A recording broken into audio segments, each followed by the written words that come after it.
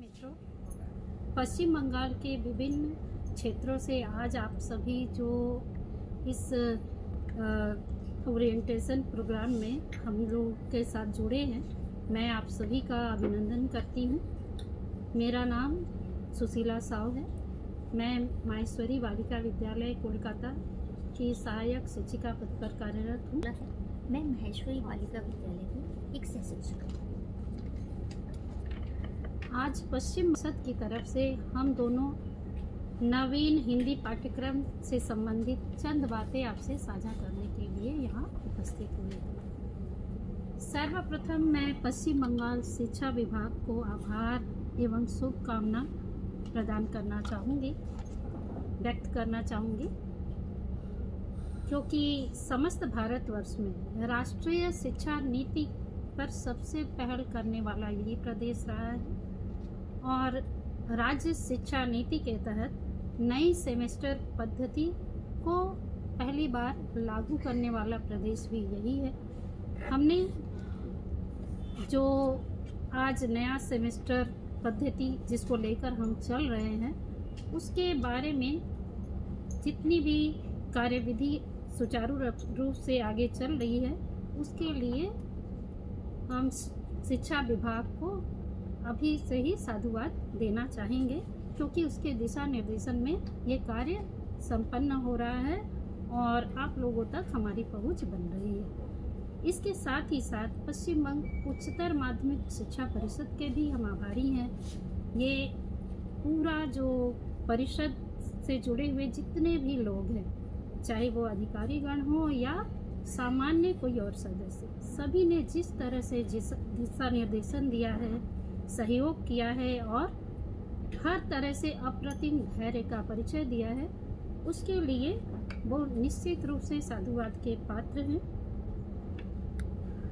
मैं और आप आज इस वर्चुअल मीटिंग के द्वारा जो जुड़ रहे हैं, इसके लिए भी हमें उन्हें आभारी कहना होगा कि हम उनके आभारी हैं कि उन्होंने ये एक स्टेज, एक मंच हमें प्रदान किया जिससे हम और आप रूबरू हो सके। काउंसिल को धन्यवाद देने के पश्चात अब मुख्य विषय पर आते हैं। आज आलोच्य विषय पर एक नज़र डालते हैं, जिस पर हम यहाँ चर्चा करने के लिए उपस्थित हुए। जिन विषयों को लेकर हम यहाँ पर उपस्थित हुए हैं, उनमें से जो महत्वपूर्ण बातें हैं वे हैं नवीन पाठ्यक्रम की कुछ महत्वपूर्ण बातें, नवीन परीक्षा प्रणाली। उस परीक्षा प्रणाली कैसी होगी, जिसमें बहुविकल्पीय प्रश्न, लघु उत्तरीय प्रश्न, व्याख्यामूलक प्रश्न, वर्णनात्मक प्रश्न, परियोजना, इसके साथ ही साथ सामान्य तौर पर पूछे जाने वाले प्रश्न आपके सामने हैं। लेकिन इसके साथ ही साथ एक प्रमुख बात बता दें कि एक ओपन हाउस का भी आयोजन किया गया है, जहां आप और हम दोनों मिलकर, यानी आपके मन में इस पाठ्यक्रम को लेकर, इस नवीन पाठ्यक्रम को लेकर हो सकता है तरह तरह के प्रश्न हो, उसका समाधान करने का प्रयास हम यहाँ पर करेंगे। नवीन पाठ्यक्रम के कुछ महत्वपूर्ण बातों के तहत आपको ये बता देना चाहते हैं कि कक्षा एकादश में यह जो नया सत्र 2024-25 रुके हैं, क्योंकि प्रथम सेमेस्टर प्रायः समाप्त होने को आ गया है और अपने निजी स्रोतों के द्वारा या उच्च माध्यमिक शिक्षा परिषद के वेबसाइट के द्वारा आपको इसके विषय में बहुत सारी बातें या बहुत सारी जानकारियाँ हो सकता है आपको मालूम हो, लेकिन उसके बावजूद हम यहाँ मुख्य कुछ बातें जो हैं जो आपके सामने प्रस्तुत करना चाहते हैं, वो हैं प्रथम सेमेस्टर और द्वितीय सेमेस्टर में बहुविकल्पीय प्रश्न अपेक्षित हैं, जबकि द्वितीय और चतुर्थ सेमेस्टर में संक्षिप्त, व्याख्यामूलक और वर्णनात्मक प्रश्न पूछे जाए। पाठ्य सामग्री को लेकर भी कुछ बातें स्पष्ट हो जानी चाहिए, क्योंकि बहुत लोगों के मन में ये प्रश्न हो सकता है कि ये सिलेबस थोड़ा बड़ा है, कैसे किया जाए। दरअसल इस साल शुरुआत थी तो देर से हमें चीज़ें मिली, इसलिए शायद थोड़ी सी परेशानियों से हमें गुजरना पड़ा होगा, ऐसा लग रहा है, जिसकी वजह से ये सब बातें सुनने को मिलती रही हैं। इसके लिए सिर्फ यही हम कहना चाहेंगे कि यदि पाठ्य सामग्री को हम पहले से ही बांट लें, एक योजनाबद्ध तरीके से इस पर अमल करें, तो इस तरह की कोई परेशानी नहीं होगी। यदि पाठ को कम से कम 3 भागों में हम बांटते हैं, पहले वाचन, व्याख्या, जिसमें रचनाकार का परिचय भी हो, विशेषता भी हो, और जिस काल विशेष से वो जुड़े हुए हैं उसका क्या प्रभाव उनके ऊपर या समय के ऊपर पड़ा है, उस पर भी थोड़ी चर्चा के साथ पाठ को पूरा करने के पश्चात प्रश्नों पर भी चर्चा की जाए, कक्षा परीक्षण भी इसके बाद लिया जाए, फिर अगले पाठ की तरफ पहुंचाया जाए। यदि ये योजनाबद्ध तरीके से काम होगा इस क्षेत्र में, तो कोई असुविधा नहीं होनी चाहिए। नए पाठ्यक्रम में काव्य एवं गद्य की आधार पुस्तक के साथ साथ एक पूरक पुस्तक भी रखी है। नए पाठ्यक्रम में काव्य एवं गद्य के आधार पुस्तक के साथ एक पूरक पुस्तक शामिल किया गया है। कक्षा एकादश में उपन्यास और कक्षा द्वादश के लिए नाटक शामिल किया गया है। कक्षा एकादश में 2 उपन्यास हैं, मुंशी प्रेमचंद कृत गबन अथवा रणेंद्र कृत ग्लोबल गांव के देवता। दूसरी तरफ कक्षा द्वादश में धर्मवीर भारती कृत अंधायुग तथा मोहन राकेश कृत लहरों के राजहंस। अब इन दोनों पुस्तकों में से विद्यालय अपनी इच्छानुसार किसी का भी चयन कर सकता है, लेकिन जैसा कि अगर मुंशी प्रेमचंद कृत गबन को अगर लेते हैं, विद्यालय अगर चुनता है, तो उसमें 1 से लेकर 26 अध्याय तक प्रथम सेमेस्टर में और 27 से लेकर अंत तक द्वितीय सेमेस्टर में बांटा गया है, अतः द्वितीय सेमेस्टर में पढ़ाना होगा। ठीक वहीं पर ग्लोबल गांव के देवता अगर रखा जा रहा है, तो वो 1 से लेकर यानी आरंभ से लेकर 50 पृष्ठ तक प्रथम सेमेस्टर में और बाकी सारा जो है वो द्वितीय सेमेस्टर में पढ़ाना उचित है। यहाँ यह ध्यान रखने की बात है, चूँकि प्रथम सेमेस्टर में सिर्फ और सिर्फ बहुविकल्पीय प्रश्न पूछे जाएंगे, इसलिए जिन अध्यायों में बांटा गया है फर्स्ट सेमेस्टर में सिर्फ और सिर्फ बहुविकल्पीय प्रश्न ही पूछे जाएंगे। बाकी जो प्रश्न हैं या प्रश्नों का जो स्वरूप है द्वितीय सेमेस्टर में जैसे पूछा जाएगा वो द्वितीय सेमेस्टर के हिसाब से पूछा। इसके साथ ही साथ अब हम आपको ये बताना चाहते हैं कि पारिभाषिक शब्द, जैसा कि पिछले सिलेबस में भी पारिभाषिक शब्द रहे हैं, व्यवहारिक बच्चों को व्यवहारिक ज्ञान के लिए या व्यवहारिक हिंदी के व्यवहारिक ज्ञान के लिए बच्चों को कॉम्पिटिटिव एग्जाम में बच्चे और अच्छा कर सके, इस बात को ध्यान में रखकर पारिभाषिक शब्दों को शामिल किया गया है।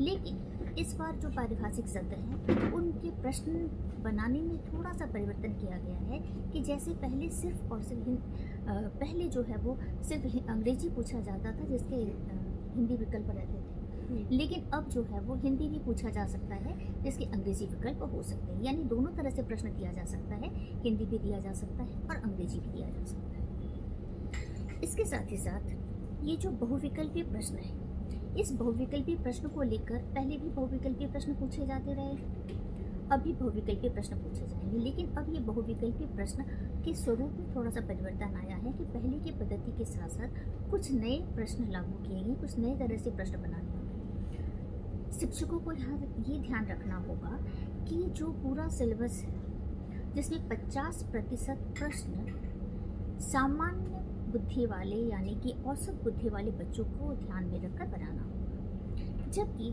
30% प्रश्न उनसे अधिक प्रतिभा संपन्न वाले विद्यार्थियों को ध्यान में रखकर बनाना होगा तथा शेष 20% प्रश्न उन मेधावी छात्रों की तीक्ष्ण बुद्धि को ध्यान में रखकर बनाना होगा जिससे कि वो बहुत अच्छा रिजल्ट कर सके। यानी पूरे प्रश्न पत्र को बच्चे को थोड़ा सोचना पड़े कि किस तरह से इस प्रश्न का उत्तर वो देगा।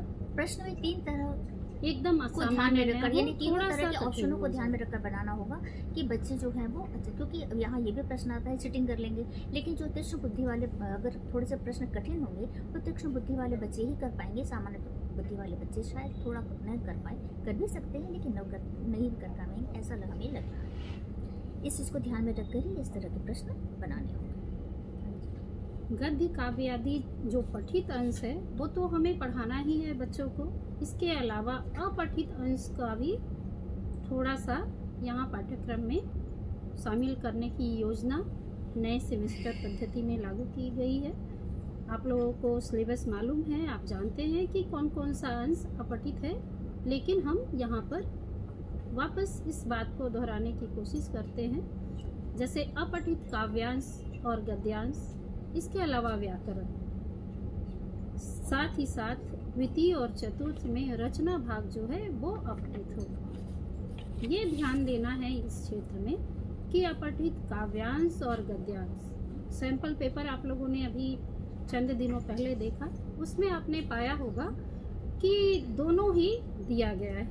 लेकिन विद्यालय में ऐसा ना करें। परीक्षा में प्रश्न पत्र जब आप बनाएं तो या तो काव्यांश का चुनाव करें या गद्यांश का, दोनों में से कोई एक दिया जा सकता है। और व्याकरण के प्रश्न बनाते वक्त पाठ्यक्रम में जो शामिल है व्याकरण, उन सब में से एक एक प्रश्न ही प्रथम सेमेस्टर में होगा। जैसे प्रथम सेमेस्टर में लिंग है, वचन है, उपसर्ग, प्रत्यय, मुहावरे, ये सारे जो हैं व्याकरण, उसमें से एक एक अंक का ही व्याकरण पूछा जाएगा। ऐसा ना हो कि लिंग के 2 प्रश्न पूछ लिए गए और वचन के कोई प्रश्न ना हो। 7 में से 5 ही हमें देना है, तो दो एक तो कम होगा, लेकिन 2 नहीं हो सकता। ये इस बात का विशेष तौर पे ध्यान रखना पड़ेगा हमें। साथ इसके बाद रचना भाग की बात आती है। जो रचना भाग है वो भी अपठित होगा। रचना भाग में पत्र आ जाता है, भाव पल्लवन है, इसके अलावा अनुच्छेद लेखन है। ये सारी चीज़ें जो है वो भी अपठित होगी। यहाँ पर शिक्षक स्वतंत्र हैं, वो किसी भी विषय को उठाकर उस पर प्रश्न पूछ सकते हैं, उसके लिए कोई बाध्यता नहीं है। बस चेष्टा ये करनी है कि विद्यार्थी को शब्द की सीमा से अवगत कराया जाए और उसे ठीक से बताया जाए कि कैसे वो समय का सदुपयोग करे। पत्रों में हम दोनों तरह के ही पत्र देंगे, चाहे वो व्यवहारिक हो या अव्यवहारिक हो, दोनों ही तरह के पत्र होंगे।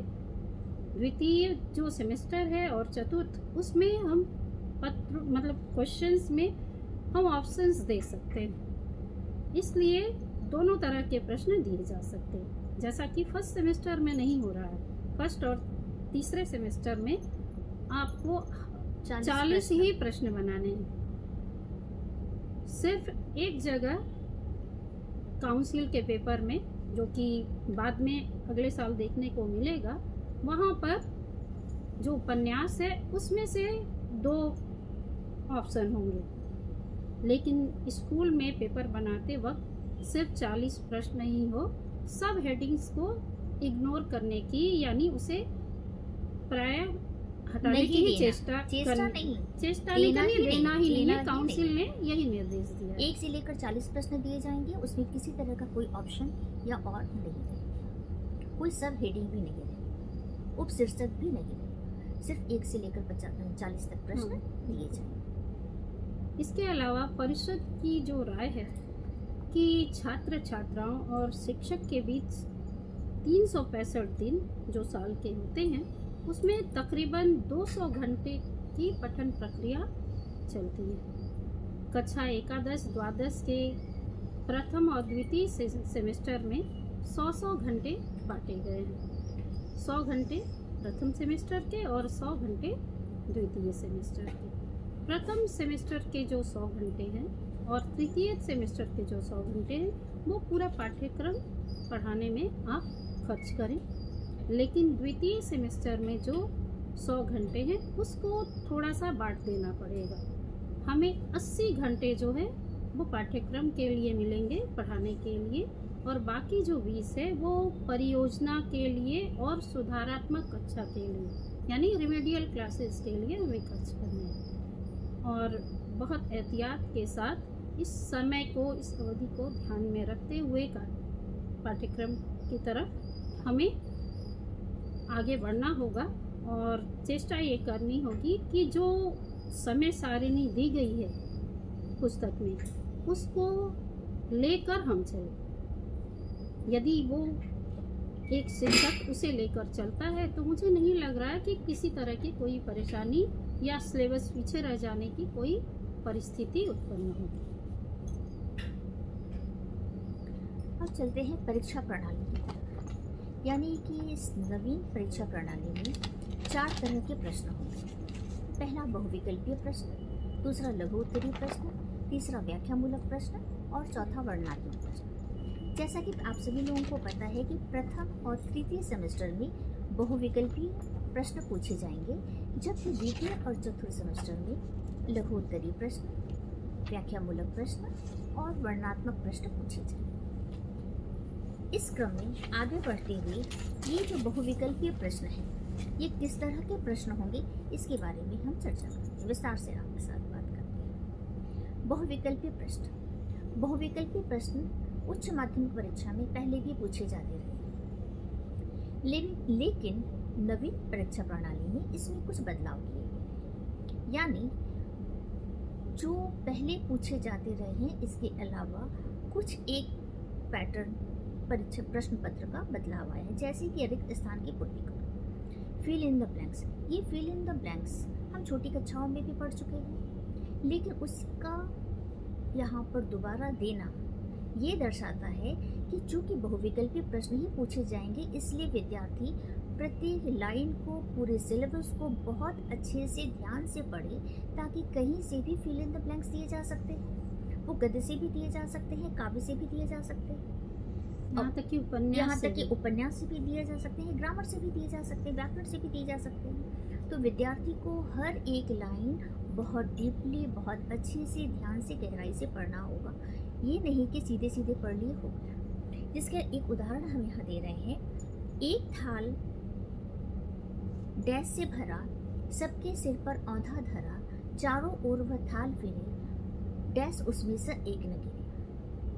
इसके 4 विकल्प दिए गए हैं, चावल, फूल, मोती और तारे। इस तरह से प्रश्न दिए जा सकते हैं। दूसरा, सुमेलित करना यानी कॉलम मैचिंग।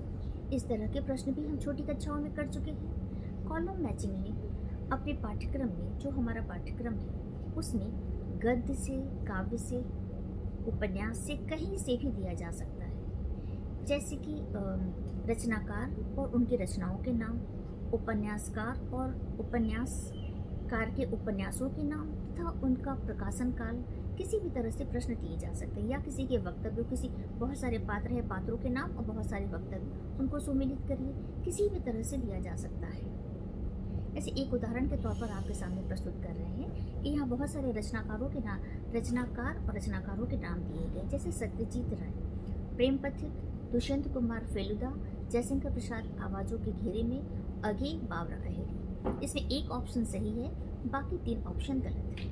छात्रों को चुनना होगा कि कौन सा सही और कौन सा गलत है। इसी क्रम में आगे बढ़ते हुए दूसरा प्रश्न है क्रम सजाना, rearrangement of sentence on prescribed sequence. इसमें भी ठीक उसी तरह छोटी क्लास में जैसे जंबल वर्ड जैसा दिया जाता था, उसी तरह का प्रश्न यहाँ पे दिया गया है कि कुछ पंक्तियों को दे दिया जाएगा। वो रचनाकार की पंक्तियाँ भी हो सकती हैं या किसी पाठ की पंक्तियाँ हो सकती हैं, किसी पात्र के द्वारा कहे गए शब्द हो सकते हैं, उपन्यास के घटनाक्रम भी दिया जा सकता है, किसी को भी ऊपर नीचे करके थोड़ा सा दिया जा सकता है और बच्चे अपनी बुद्धि के अनुसार उसे सही क्रम में सजाएंगे।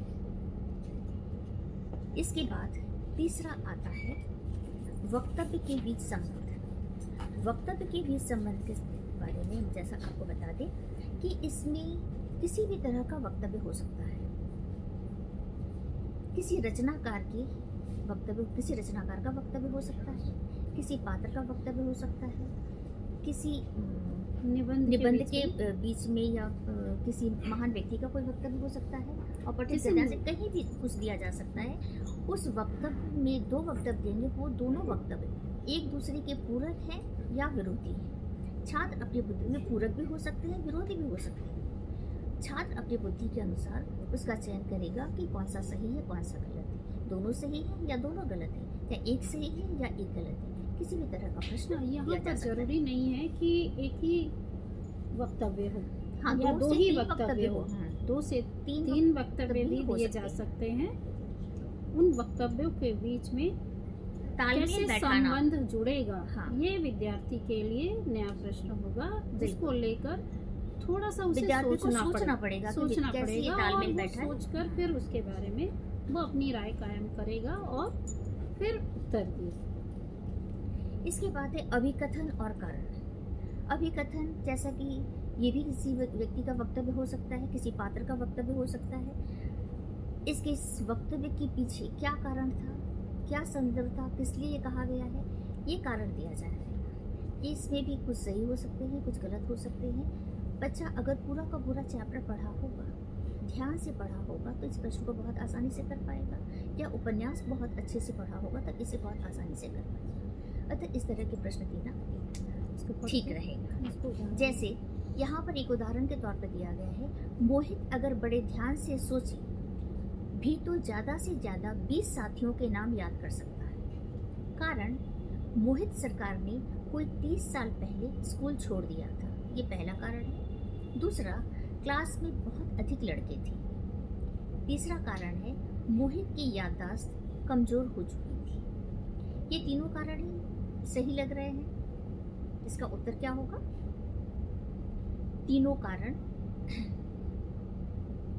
तीनों कारण सही है, क्योंकि सही बात है कि प्रश्न पूछा जा सकता है कि 1 और 2 सही है या 1 और 3 सही है, तीनों ऑप्शन कारण में सही सब है कुछ या दिया सभी रहेगा। कारण गलत है। आपको बच्चा चुनेगा, बच्चा अगर पढ़ा रहेगा तो अच्छे से चुन पाएगा कि कौन सा कारण सही है, सैंपल पेपर कौन में सा। ये इस तरह सैंपल के पेपर प्रश्न- में इस तरह के प्रश्न दिए गए हैं, आप वहां से देख सकते हैं, ज़्यादा अच्छा है।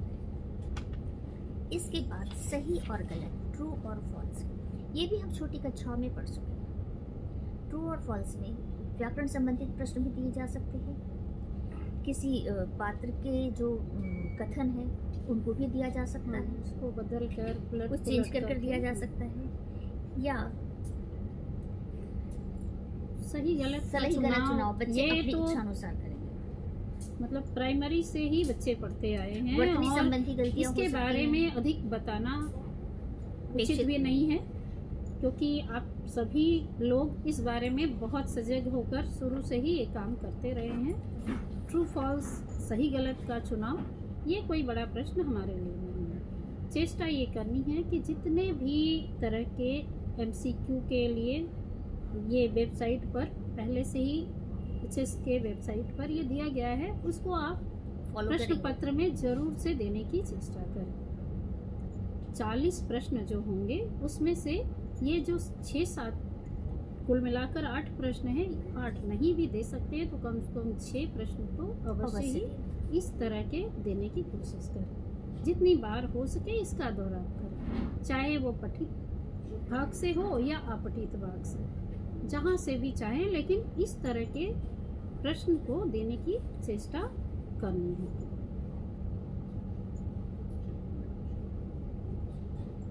इसके बाद लघु उत्तरीय प्रश्न जो कि द्वितीय सेमेस्टर और चतुर्थ सेमेस्टर में हमें करने होंगे। चतुर्थ और द्वितीय सेमेस्टर जो कि 11 का अगला वाला सेमेस्टर है और 12 का अगला वाला सेमेस्टर है। दोनों में एक ही किस्म के प्रश्न होंगे। सबसे छोटा प्रश्न यहाँ पर 2 अंक का होगा, वो उसमें उस तरह के जो प्रश्न हैं वो 4 होंगे। शब्द सीमा इसके लिए 30 शब्द निर्धारित की गई है। यहाँ पर एक बात का ध्यान रखना होगा कि 1+1 ना होकर प्रश्न पूरा 2 अंक का होगा। मतलब प्रश्न को इस ढंग से तैयार करें कि एक ही में दोनों प्रश्न पूछ ली जाए, यदि 2 प्रश्न पूछते हैं चूंकि बहुविकल्पीय प्रश्न 1 मार्क्स का आ रहा है, इसलिए यहाँ पर 2 मार्क्स से प्रश्न पूछे जाएंगे, 1+1, यानी 1 नंबर का प्रश्न नहीं पूछा जाएगा बल्कि 2 नंबर का प्रश्न पूछा जाएगा। जैसे उदाहरण स्वरूप कहा जा सकता है कि नैन उन्हें है निष्ठुर कहते। इस से जुड़ा हुआ प्रश्न है, पंक्ति में किसे और क्यों निष्ठुर कहा गया है।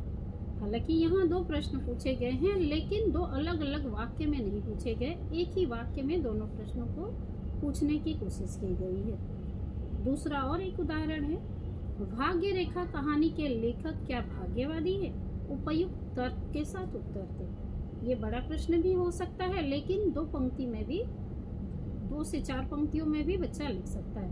30 शब्द लिखने के लिए 2-4 पंक्तियां उसे लिखनी ही पड़ेगी, तो छोटे में भी ये उत्तर दिया जा सकता है। तो प्रश्न ऐसे हो कि बहुत अधिक लिखने की ज़रूरत ना ही पड़े, या बच्चे को समझा दिया जाए कि जिस तरह का प्रश्न वो उत्तर दे रहा है उसके अंक के ऊपर और उसकी शब्द सीमा पर वो अवश्य ध्यान दें। इसके बाद बारी आती है व्याख्यामूलक प्रश्नों की। व्याख्यामूलक प्रश्न तो हम लोग बहुत छोटी कक्षा से विद्यार्थियों को सिखा रहे हैं, उसके लिए कोई नई बात नहीं है।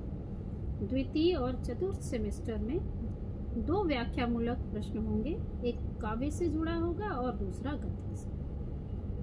काव्य से जुड़ा हुआ जो प्रश्न है उसमें ऐसे तो 3 अंक दोनों के लिए ही निर्धारित किए गए हैं और शब्द सीमा भी 70 शब्द तक है, लेकिन यहाँ पर ये कुछ चीज़ों को ध्यान में रखना है।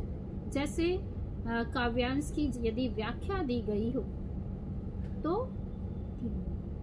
तो 3 चीज़ों को सामने रखें, रचना का नाम, रचनाकार का नाम और पंक्ति का सामान्य अर्थ। उससे अधिक लिखने की ज़रूरत नहीं है। जो पंक्ति दी गई है वो गद्य में हो या काव्य में हो, यदि उसकी संदर्भ सहित व्याख्या कही गई है तो सिर्फ संदर्भ सहित व्याख्या नहीं, ये 3 प्रश्न उसे वहाँ पर इन तीनों के उत्तर उसे अवश्य देने होंगे। इसके अलावा जो पहले से कक्षा 10वीं में भी आज के बच्चे भी इन तरह के प्रश्नों का उत्तर देते हैं, जहाँ 1+2 इस तरह के प्रश्न हो सकते हैं। एक नमूना मैं यहाँ पेश करना चाहूँगी, जहाँ दरख्तों के साये में धूप लगती है, चलो यहाँ से चले और उम्र भर के लिए। यहाँ पर प्रश्न पूछा गया है, प्रस्तुत काव्यांश काव्य की किस विधा में लिखा गया है।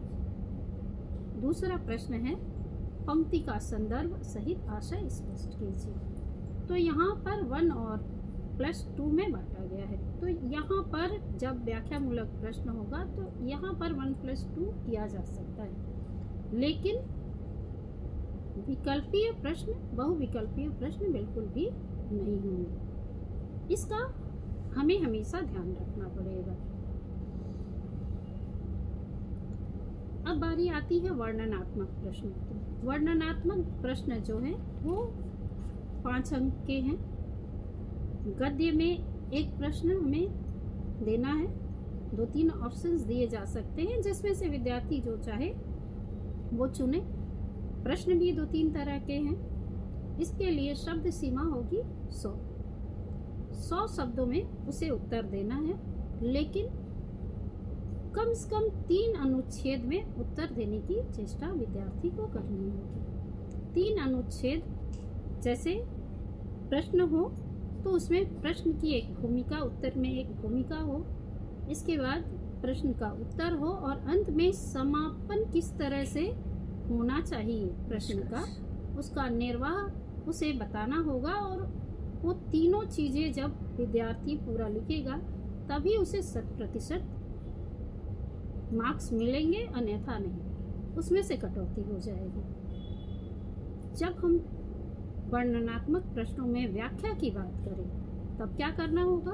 व्याख्या करते वक्त हमें ये ध्यान देना होगा कि आलोचनात्मक व्याख्या या काव्य सौंदर्य तो पहले से ही पुराने सिलेबस में भी हम लोग करा रहे थे, बिल्कुल वही पद्धति यहाँ अपनानी है।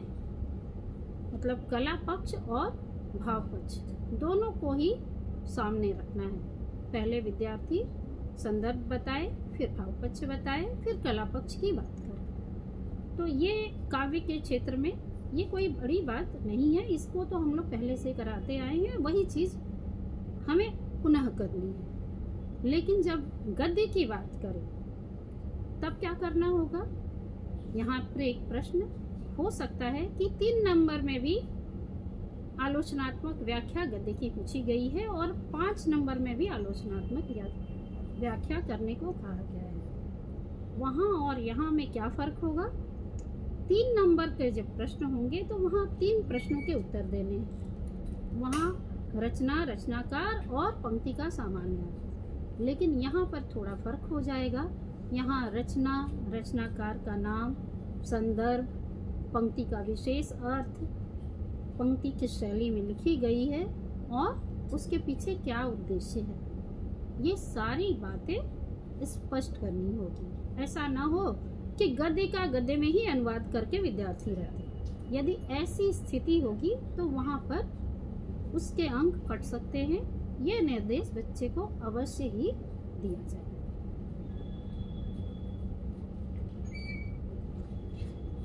कुछ वर्णनात्मक प्रश्नों के नमूने हमने तैयार किए हैं। हालांकि सैंपल पेपर में भी आपके पास वो उस तरह के प्रश्न हैं, फिर भी एक बार दोहरा रहे हैं प्रथा के अनुसार। जैसे पहला प्रश्न है, बसंती हवा कविता में किस प्राकृतिक सौंदर्य का चित्र खींचा गया है, उसे अपने शब्दों में लिखिए। इसके अलावा एक और प्रश्न है, संदर्भ सहित पंक्तियों की आलोचनात्मक व्याख्या कीजिए। काव्य की पंक्तियां हैं, जाए सिद्धि पावे वे सुख से, दुखी न हो इस जन के दुख से, उपलम्भ दूं मैं किस मुख से, आज अधिक वे भाते। तो यहाँ पर क्या करना होगा? विद्यार्थी को ये पंक्ति कहाँ से ली गई है, किसके द्वारा रची गई है, इन पंक्तियों में क्या विशेष अर्थ दिखाई पड़ रहा है वो बताना है, जहाँ संदर्भ भी साथ में होगा। इसके बाद ये किस शैली में लिखी गई है या किस युग से संबंधित है, कम से कम इतना वो बता दें। इसके बाद आप उद्देश्य की बात उनसे उन्हें बताएं और वो भी वो उसमें लिखकर दिखाने की कोशिश करें। जब गद्य की व्याख्या की बात हो तब क्या करना होगा? यहाँ पर एक प्रश्न है, अपने में सब और सब में आप। इस प्रकार की एक समष्टि बुद्धि जब तक नहीं आती तब तक पूर्ण सुख का आनंद भी नहीं मिलता। ये पंक्तियाँ पहचानी हुई पंक्तियाँ हैं, क्योंकि ये पाठ हमारे पुराने सिलेबस में भी था, इस बार भी उसे रखा गया है, फुटेज पाठ से है। यहाँ पर जब विद्यार्थी इस पंक्ति की व्याख्या करे तब उसे पाठ का नाम, लेखक का नाम, पंक्ति किस संदर्भ में पूछी गई है, कही गई है, माफ कीजिए कही गई है, ये लिखे। फिर पंक्ति का जो विशेष अर्थ है वो बताए और ये निबंध से लिया गया है तो किस कोटि का निबंध है वो ये भी बताए और अंत में इस पंक्ति का क्या उद्देश्य है ये भी बताए। जब ये पूरी बातें वो बताए तो सारे उत्तर उसने दिए हैं और उसे पूर्ण अंक प्राप्त होना चाहिए।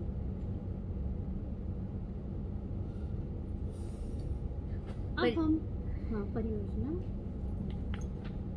परियोजना जैसा कि पिछली क्लासेस में यानी सेमेस्टर में पिछले सिलेबस में परियोजना कार्य रहा है, यहाँ पर भी परियोजना कार्य दिया गया है।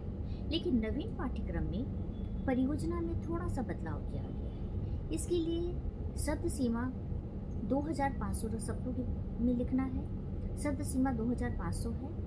इसके साथ ही साथ इसमें एक और बदलाव किया गया है कि पूरे का पूरी परियोजना का जो 20 नंबर का जो परियोजना है, इसमें 15 नंबर परियोजना कार्य के लिए दिया गया है और 5 नंबर मौखिक प्रश्न उत्तर के लिए दिया गया है कि बच्चा जो परियोजना कर रहा है उस परियोजना के बारे में उसे कितना ज्ञान है। हालांकि पहले बच्चे परियोजना लेते थे और वैसे ही छाप कर दे देते थे और उसके बारे में उन्हें कुछ भी ज्ञान नहीं रहता था। लेकिन अब उस परियोजना के ऊपर प्रश्न किए जाएंगे, मौखिक प्रश्न क्लास में किए जाएंगे, तभी उन्हें पूर्ण अंक मिलेगा। अगर बच्चा सही उत्तर दे रहा है तभी उन्हें पूर्ण अंक मिलेगा, अन्यथा उसे पूर्ण अंक नहीं मिलेगा।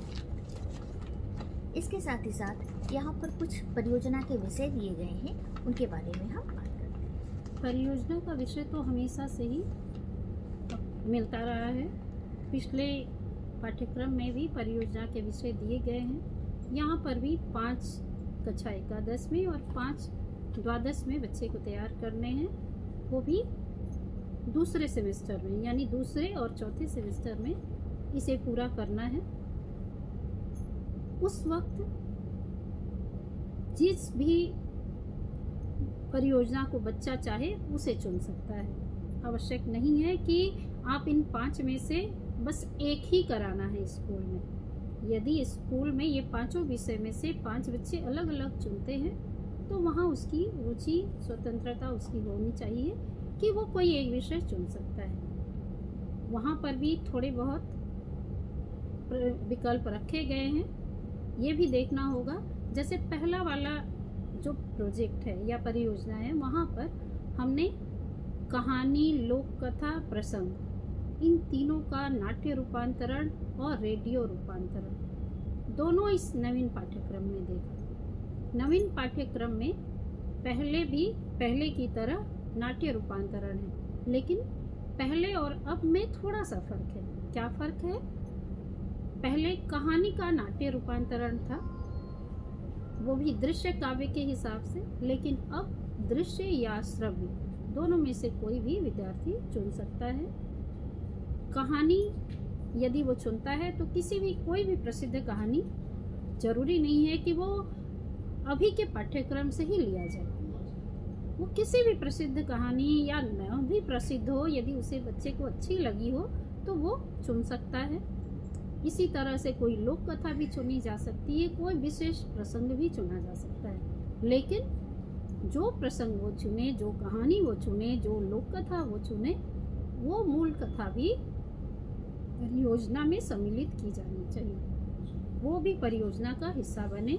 उसके साथ साथ उसका नाट्य रूपांतरण करते हुए रंग निर्देशों का पूरी तरह से विद्यार्थी उस परियोजना में उसे प्रस्तुत करे, ये देखना होगा। इसी तरह से बताना होगा। दूसरी जो परियोजना है, किसी तात्कालिक समस्या का पर विस्तृत लेखन। पुस्तक में 2-3 उदाहरण दिए गए हैं कि इस पर आप कर सकते हैं, लेकिन वो 2-3 जरूरी नहीं है, क्योंकि समस्याएं तो बहुत सारी हैं। तात्कालिक समस्याओं का तो अंत नहीं है। यहाँ पर 2-3 उदाहरण के रूप में दिया गया है। आप चाहे तो इसमें से ना चुनकर कुछ नया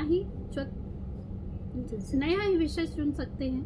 उसके ऊपर बच्चे से विस्तृत लेखन करवा सकते हैं, क्योंकि 2500 शब्द तकरीबन 20-22 पेज तो हो ही जाना चाहिए। जो भी हो, वहाँ पर हर तरह से ध्यान में रखते हुए क्रमानुसार चीज़ों को प्रस्तुत किया जाए। वो क्रम भी शिक्षक स्वतंत्र हैं कि वो क्रम कैसे निर्धारित करेंगे। वो चाहें तो अपने अनुसार इसे बना सकते हैं। प्रायः जो प्रसंग हम चुनते हैं, जिस तरह से हम उसको क्रम में विभाजित करते हैं, ये देखा जाता है कि प्रस्तावना हो, फिर विषय हो, फिर निष्कर्ष हो, इसके बाद स्रोत, आभार, प्रमाण पत्र। लेकिन यहाँ पर किसी तरह का विशिष्ट निर्देश काउंसिल की तरफ से नहीं दिया गया है। समस्यामूलक जो परियोजना होगी उसे आप अपने अनुसार पूर्ण रूप से पूर्ण रूप से शिक्षक पर ही ये निर्भर है कि वो उनमें से किस तरह से बच्चे से ये प्रोजेक्ट करवाएं। जैसे उसका कारण क्या है, कारण, निवारण, जो भी है वो सारी बातें उसमें शामिल हो तो अच्छा हो। हाँ, कुछ एक परियोजना में हमने अपनी राय रखी है, उसके बारे में भी हम आगे बात करेंगे। नीरू, उपभाषा।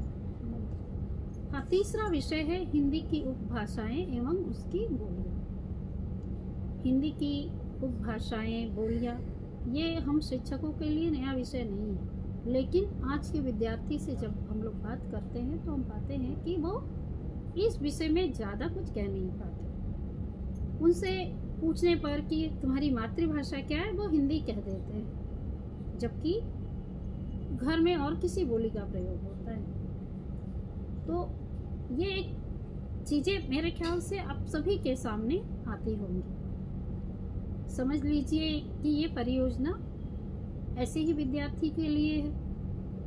हिंदी की जो भाषाएं हैं, बोलियां हैं, भाषा क्या है, उपभाषा क्या है, बोलियां क्या है, ये इस परियोजना में बच्चे जाने, प्रस्तुत करें और साथ ही साथ जो उपभाषा, बोली और उन सब के बारे में, हिंदी की बोलियों के बारे में वो कह रहे हैं, उसका कुछ उदाहरण, मतलब वहाँ का जो साहित्य है, उस भाषा या बोली का जो साहित्य है, वो भी यदि थोड़ा उदाहरण यहाँ प्रस्तुत करें तो परियोजना ज़्यादा अच्छी होगी और बच्चे का ज्ञान सचमुच में बढ़ेगा। और हमें मौखिक भी प्रश्न करना है, जैसा कि नीरू जी ने आपको बताया कि दोनों तरह से इस प्रश्न के ऊपर हमें ध्यान देना होगा। सिर्फ परियोजना तैयार कर लेनी है या दे देना है, इतने भर से काम नहीं चलने वाला, बल्कि कैसे विद्यार्थी तैयार कर रहा है और कैसे कैसे उसे आगे बढ़ना है, ये सारे निर्देश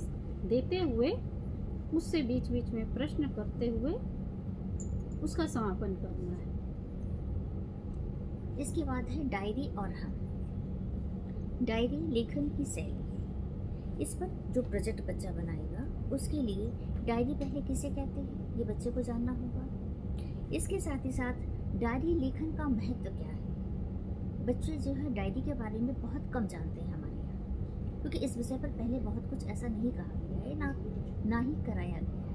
अतः डायरी और हम, डायरी किसे कहते हैं, डायरी लिखने का महत्व क्या है, डायरी किस शैली में लिखी गई है, और किसी विज्ञ व्यक्ति की डायरी के कुछ अंश भी यहाँ दिए जा सकते हैं। इसके साथ ही साथ विद्यार्थी को ये भी बताना होगा कि वो अपनी 10 दिन की डायरी, यानी अपने जीवन में 10 दिन की डायरी, यानी 10 दिन की रूपरेखा, 10 दिन कैसे वो बिता रहा है, इसके बारे में वो अवश्य लिखे, ताकि डायरी के बारे में पूर्ण रूप से डायरी कैसे लिखी जाती है, डायरी कैसे लिखना चाहिए, और खुद व्यक्तिगत रूप से अगर बच्चा उसको लिखेगा तो उसे इस विषय का पूर्ण रूप से ज्ञान हो पाएगा और बहुत इंटरेस्ट आएगा बच्चे को। बच्चे बहुत उत्सुकता के साथ इस कार्य को करेंगे, ऐसा हमें लगता है। हाँ, मुझे तो लगता है कि यदि डायरी बच्चे लिखें बहुत तो अच्छा कहीं ना रहेगा। कहीं बहुत सारी मानसिक समस्याएं जो आज दिखाई पड़ती है, वो उनसे थोड़ा सा छुटकारा मिलेगा। वो अपनी बातों को, अपने मन में चल रही हलचलों को अभी तक कहीं कागज पर यदि उतार लेंगे तो कहीं ना कहीं एक तो लिखेंगे डायरी, एक तुष्टि उन्हें मिलेगी। डायरी लिखेंगे तो कम से कम लिखने की शैली सही होगी, भाषा सही होगी, बच्चा जो सोच रहा है वो लिखेगा, लिखने की स्पेलिंग जो होगी उसमें सुधार होगा। मतलब बहुत कुछ फायदे हैं। सुधार अपनी डायरी में कहाँ हो पाता है। कम से कम लिखेगा तो सही। ऐसे तो बच्चे लिखते ही नहीं है, कुछ भी नहीं लिखते हैं। कम से कम लिखेंगे तो लिखने की एक प्रक्रिया उनके अंदर रहेगी। कोई किसी को दिखाता थोड़ी ही है, खुद भी लिखे, लेकिन यहाँ तो दिखाना पड़ेगा। हाँ, ये यहाँ तो दिखाना पड़ेगा, दिखाना होगा। वो तो हर जितना भी प्रोजेक्ट है सभी में, इसलिए मात्राओं की गलतियों के बारे में, उसके बारे में कुछ कहना नहीं है, वो सभी शिक्षक सभी जानते हैं। इसलिए इस पर ध्यान देने की आवश्यकता है। 5वां विषय है मेरे प्रिय साहित्यकार। इसके बारे में तो कुछ कहने की आवश्यकता ही नहीं है। पहले से निबंध लिखते रहे हैं बच्चे, लेकिन अभी नया पाठ्यक्रम में तो निबंध 5 नंबर के लिए उसे रखना भी उचित नहीं होता। उसकी जगह उसको छोटा कर दिया गया है, अनुच्छेद लिखने, पैराग्राफ राइटिंग की तरफ हम बढ़ गए हैं, क्योंकि इतनी तेजी के साथ सब कुछ बदल रहा है। लेकिन साहित्यकार तो प्रिय हो ही सकता है, उसके विषय में पूरा विस्तार से लेखन करना है। यहाँ पर भी शिक्षक पूरी तरह से स्वतंत्र हैं कि बच्चे को कैसे इस परियोजना को तैयार करने में वो मदद करेंगे। ऐसे जो कुछ भी कहा जा रहा है वो सभी निश्चित बातें नहीं हैं, ये सारी बातें हमारा सुझाव है, ये भी आप ध्यान रखें। ये जितने भी अभी 4 विषयों पर हमने अपनी राय दी, बस राय ही है, ये ज़बरदस्ती नहीं है। काउंसिल ने इस मामले में परियोजना कार्य के लिए हमें स्वतंत्र ही रखा है कि आप अपने अनुसार परियोजना तैयार कर सकते हैं। लेकिन वो 15 और हो सकता 5 है कि आपकी कुछ निजी राय हो, आप उस तरह से भी तैयार करा सकते हैं। अब कक्षा द्वादश में जो विषय है हम लोग उसके ऊपर भी थोड़ी चर्चा कर ले तो ठीक होगा। पहला विषय है जनसंचार माध्यम और हिंदी। जनसंचार माध्यम और हिंदी वर्तमान कालिक परिस्थितियों को देखते हुए ही रखा गया है। आज बच्चा मीडिया से हमेशा जुड़ता रहता है। जितने भी जनसंचार के माध्यम हैं उनकी जानकारी और इन सब चीज़ों में उन जनसंचार के माध्यमों में किस तरह से हिंदी का प्रयोग हो रहा है ये आज जानने की आवश्यकता है विद्यार्थी को।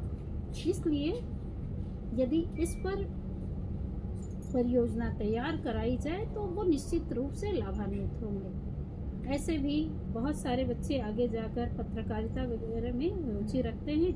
यदि जनसंचार के इन माध्यमों से उन्हें जोड़ा जाए तो अच्छा ही होगा उनके निकट भविष्य के लिए। इसी तरह से दूसरा विषय है साक्षात्कार लेखन। यहाँ पर कुछ रूपरेखा बताई गई है क्योंकि ये नया विषय है, ये कोई पुराना विषय नहीं है। इस पर थोड़ी सी चर्चा की गई है जिसको लेकर काम किया जाए तो अच्छा है। जैसे संगीत से जुड़े, नृत्य से जुड़े, शिक्षा से जुड़े, रंगमंच से जुड़े, फिल्मों से जुड़े हुए किसी व्यक्ति का साक्षात्कार जरूरी नहीं है कि वो बहुत ऊंची जगह पर हो। जैसा बच्चा पहुंच सके उसका साक्षात्कार यदि वो लिख कर दिखाए तो अच्छा है। वो प्रश्नों के नमूने कि किस तरह से वो प्रश्न तैयार करेगा, उत्तर क्या मिला, ये सारी बातें यदि जिस तरह से पुस्तक में इस परियोजना के लिए निर्देश देने की चेष्टा की गई है, यदि उसको लेकर इस परियोजना पर काम किया जाए तो बहुत अच्छा होगा। बच्चे को एक नई चीज़ मिलेगी और यहाँ पर थोड़ा बाहर की दुनिया से भी उसे जोड़ने का मौका मिलेगा। पाठ्यक्रम को बस क्लास में ही पढ़ने तक ही ये सीमित नहीं है ये विषय, वो दूसरे अन्य विषयों के बारे में भी जानेगा और वहाँ से भी कुछ न कुछ लेने की कोशिश करेगा कि फला व्यक्ति किस तरह से आगे बढ़ता रहा है, कैसे उसने लोकप्रियता पाई या उसकी क्या राय है। आगे जाकर पत्रकारिता विषय के लिए भी ये लाभदायक है।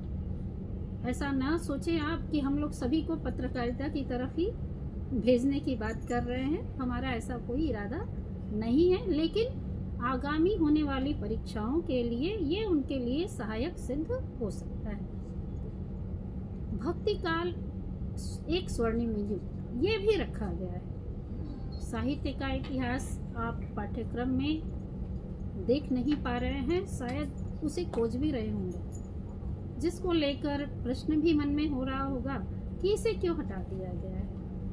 तो हटाया तो ऐसे नहीं गया है, सिर्फ विशेषताएं वगैरह पूछने के बजाय चेष्टा ये की गई है कि साहित्यकार को पूरी तरह से पढ़ा जाए और हर युग के साहित्यकार को पाठ्यक्रम में रखने की भी कोशिश की गई है। ऐसे भी एनसीईआरटी में भी साहित्य का इतिहास नहीं है, इसलिए आज यहाँ भी हम सीधे सीधे प्रश्न में नहीं देख पा रहे हैं, लेकिन हम लोग तो हिंदी के शिक्षक हैं, इसीलिए इस विषय से ज़्यादा दूर नहीं जा सकते। इसे बिना लिए हुए हमारा काम ही नहीं चलता।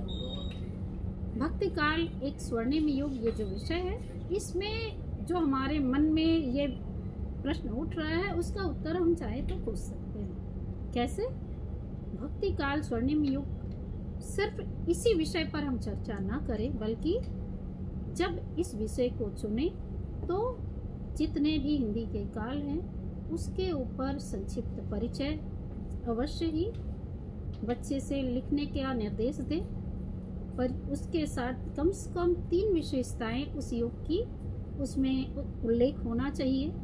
इसके बाद भक्ति काल को स्वर्ण युग क्यों माना गया इन युगों में वो बताए और फिर निष्कर्ष पर पहुंचते हुए वो अपना पूरा प्रोजेक्ट कंप्लीट करें। इसी तरह का और अगला प्रश्न है आत्मविश्वास सफल व्यक्तित्व का आधार। फीचर तो पिछले पाठ्यक्रम में भी बच्चे लिखते रहे हैं।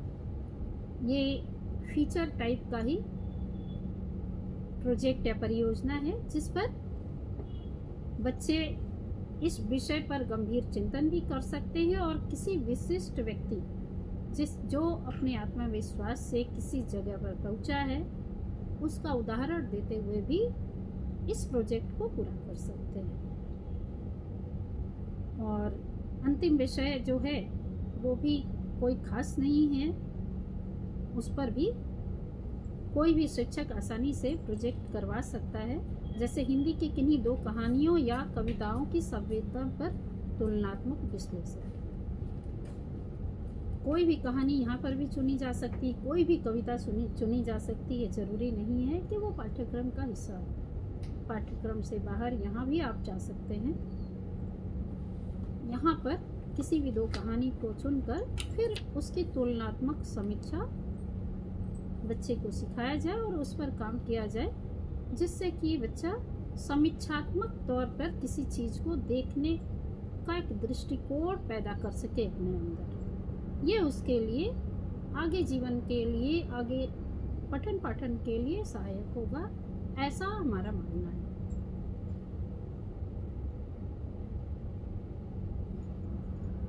अब चलते हैं FAQ यानी सामान्य तौर पर पूछे जाने वाले प्रश्न। इस नवीन पाठ्यक्रम के आने के पश्चात बहुत से लोगों के मन में ये प्रश्न हो ही सकता है कि इस नवीन पाठ्यक्रम की आवश्यकता क्यों है।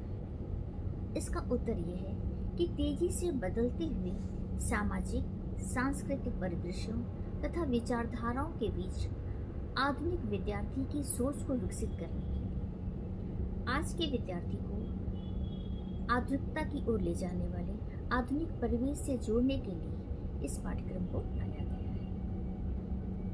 दूसरा प्रश्न है, सेमेस्टर पद्धति को विद्यालय से क्यों जोड़ा गया।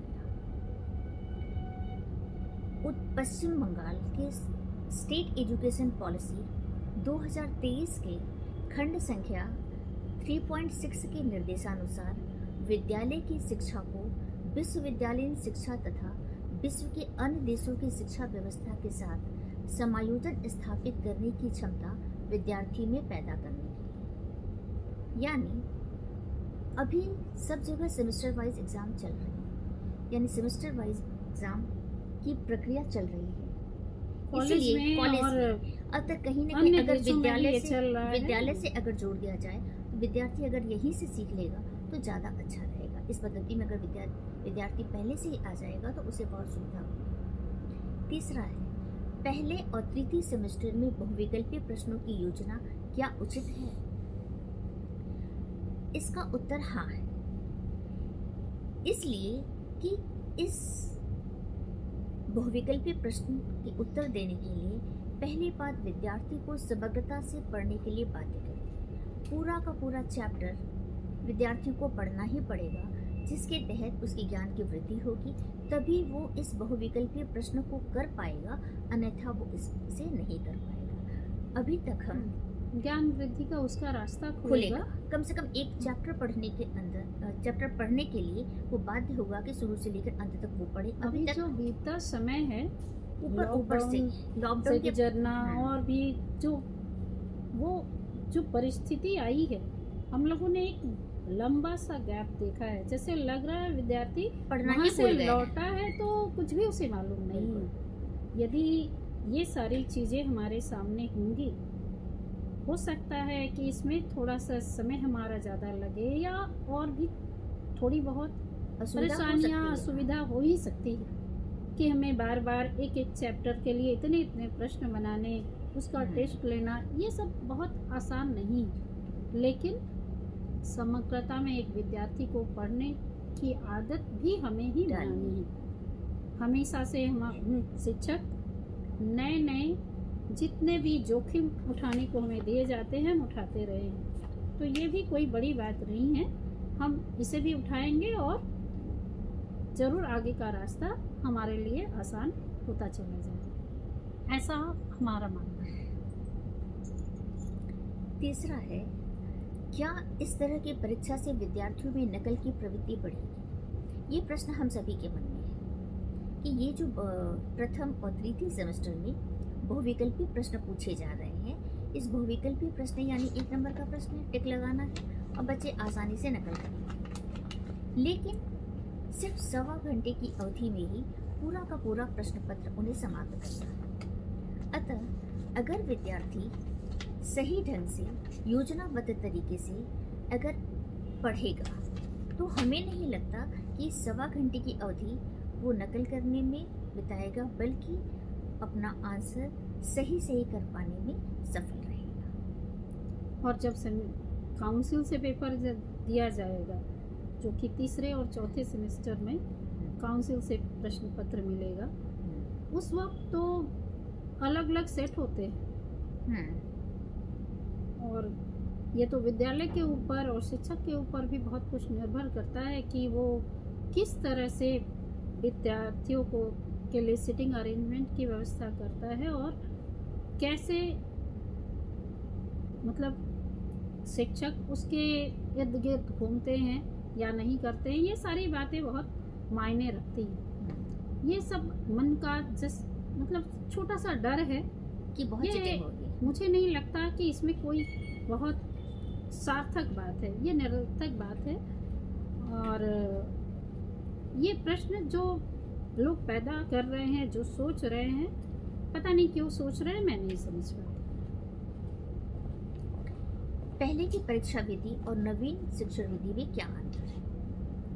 पहले भाषण पर आधारित शिक्षण विधि का प्रयोग होता था, लेकिन अब विस्तृत और वैचारिक समझ को बढ़ावा देने के लिए एक नया पाठ्यक्रम रखा गया। यानी जब विद्यार्थी पूरे के पूरे पाठ को एक एक लाइन ध्यान से पढ़ेगा तो कहीं न कहीं यहाँ पर शिक्षक को, क्योंकि चूंकि लॉन्ग आंसर नहीं लिखना है, प्रथम और तृतीय सेमेस्टर में लॉन्ग प्रश्न नहीं लिखना है, व्याख्यामूलक नहीं लिखना है, अतः कहीं न कहीं पूरा का पूरा बोझ विद्यार्थी के ऊपर ही है। विद्यार्थी अगर पढ़ेगा तभी वो कर पाएगा।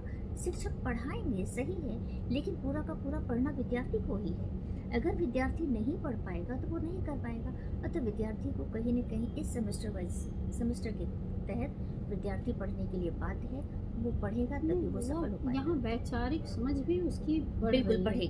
पहले विचारधारा को परिपक्व करने के जगह रटने वाली प्रवृत्ति थी कि रट दिया जाए, रट लो। चुनिंदा प्रश्न होते थे, उन चुनिंदा प्रश्नों को ही दोबारा पूछा जाता था। जो प्रश्न है वो उन्हें थोड़ा सा सोचने को बाध्य करेगा। जैसे कि बहुविकल्पी के प्रश्न में तरह तरह के प्रश्न हैं, अगर बच्चा पूरा पढ़ा रहेगा तो आसानी से कर पाएगा। बिल्कुल, इसमें उसकी वैचारिक विचारधारा दिखेगी ही दिखेगी। अच्छा, अब बारी है ओपन हाउस की।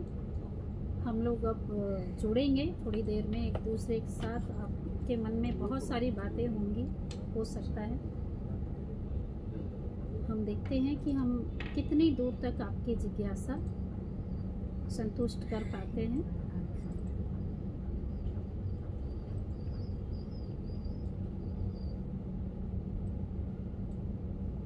Second for the first.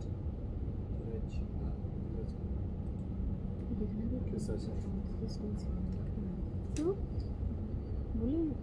बोले सर लिखते हो कौन स्कूल थी कि ज्वाइन बच्चे कागज ना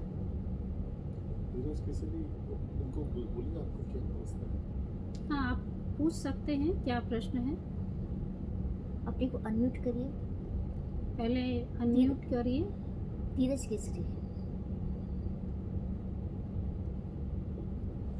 श्रीमान धीरज केसरी जी प्रश्न कर सकते हैं।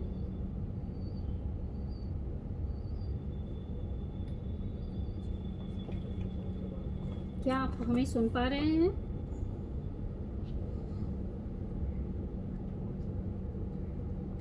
अनम्यूट तो किया हुआ है।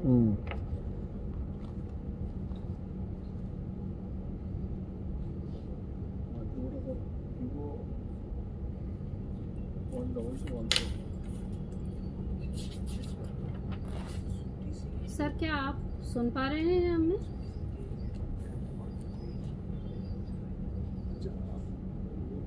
कृपया अनम्यूट कीजिए। अच्छा मैडम, जो क्वेश्चन करना चाहते हैं प्लीज राइज हैंड। हाँ, एक जो मिनट, जो एक मिनट, एक मिनट। प्रश्न नहीं आदमी को बोलिए। हाँ, जो भी प्रश्न करना चाहते हैं वे राइज हैंड पर क्लिक कर लें, जिससे हमें पता चले कि कौन कौन प्रश्न करना चाहते हैं।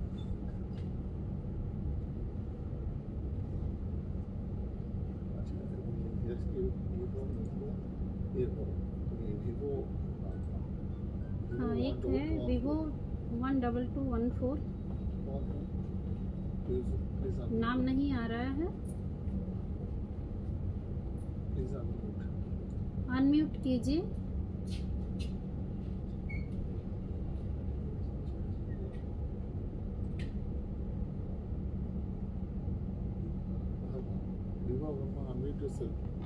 अनम्यूट करिए तभी बात हो पाएगी।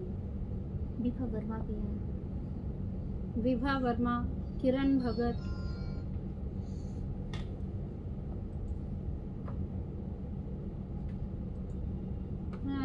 হ্যান্ড তো দেখা যাচ্ছে কিন্তু अपने आप को अनम्यूट करिए। माइक जो है अनम्यूट कीजिए, उसको क्लिक करके। अभी तक म्यूट था ना, अब उसे अनम्यूट करिए, तभी आपकी आवाज़ यहाँ तक आ पाएगी।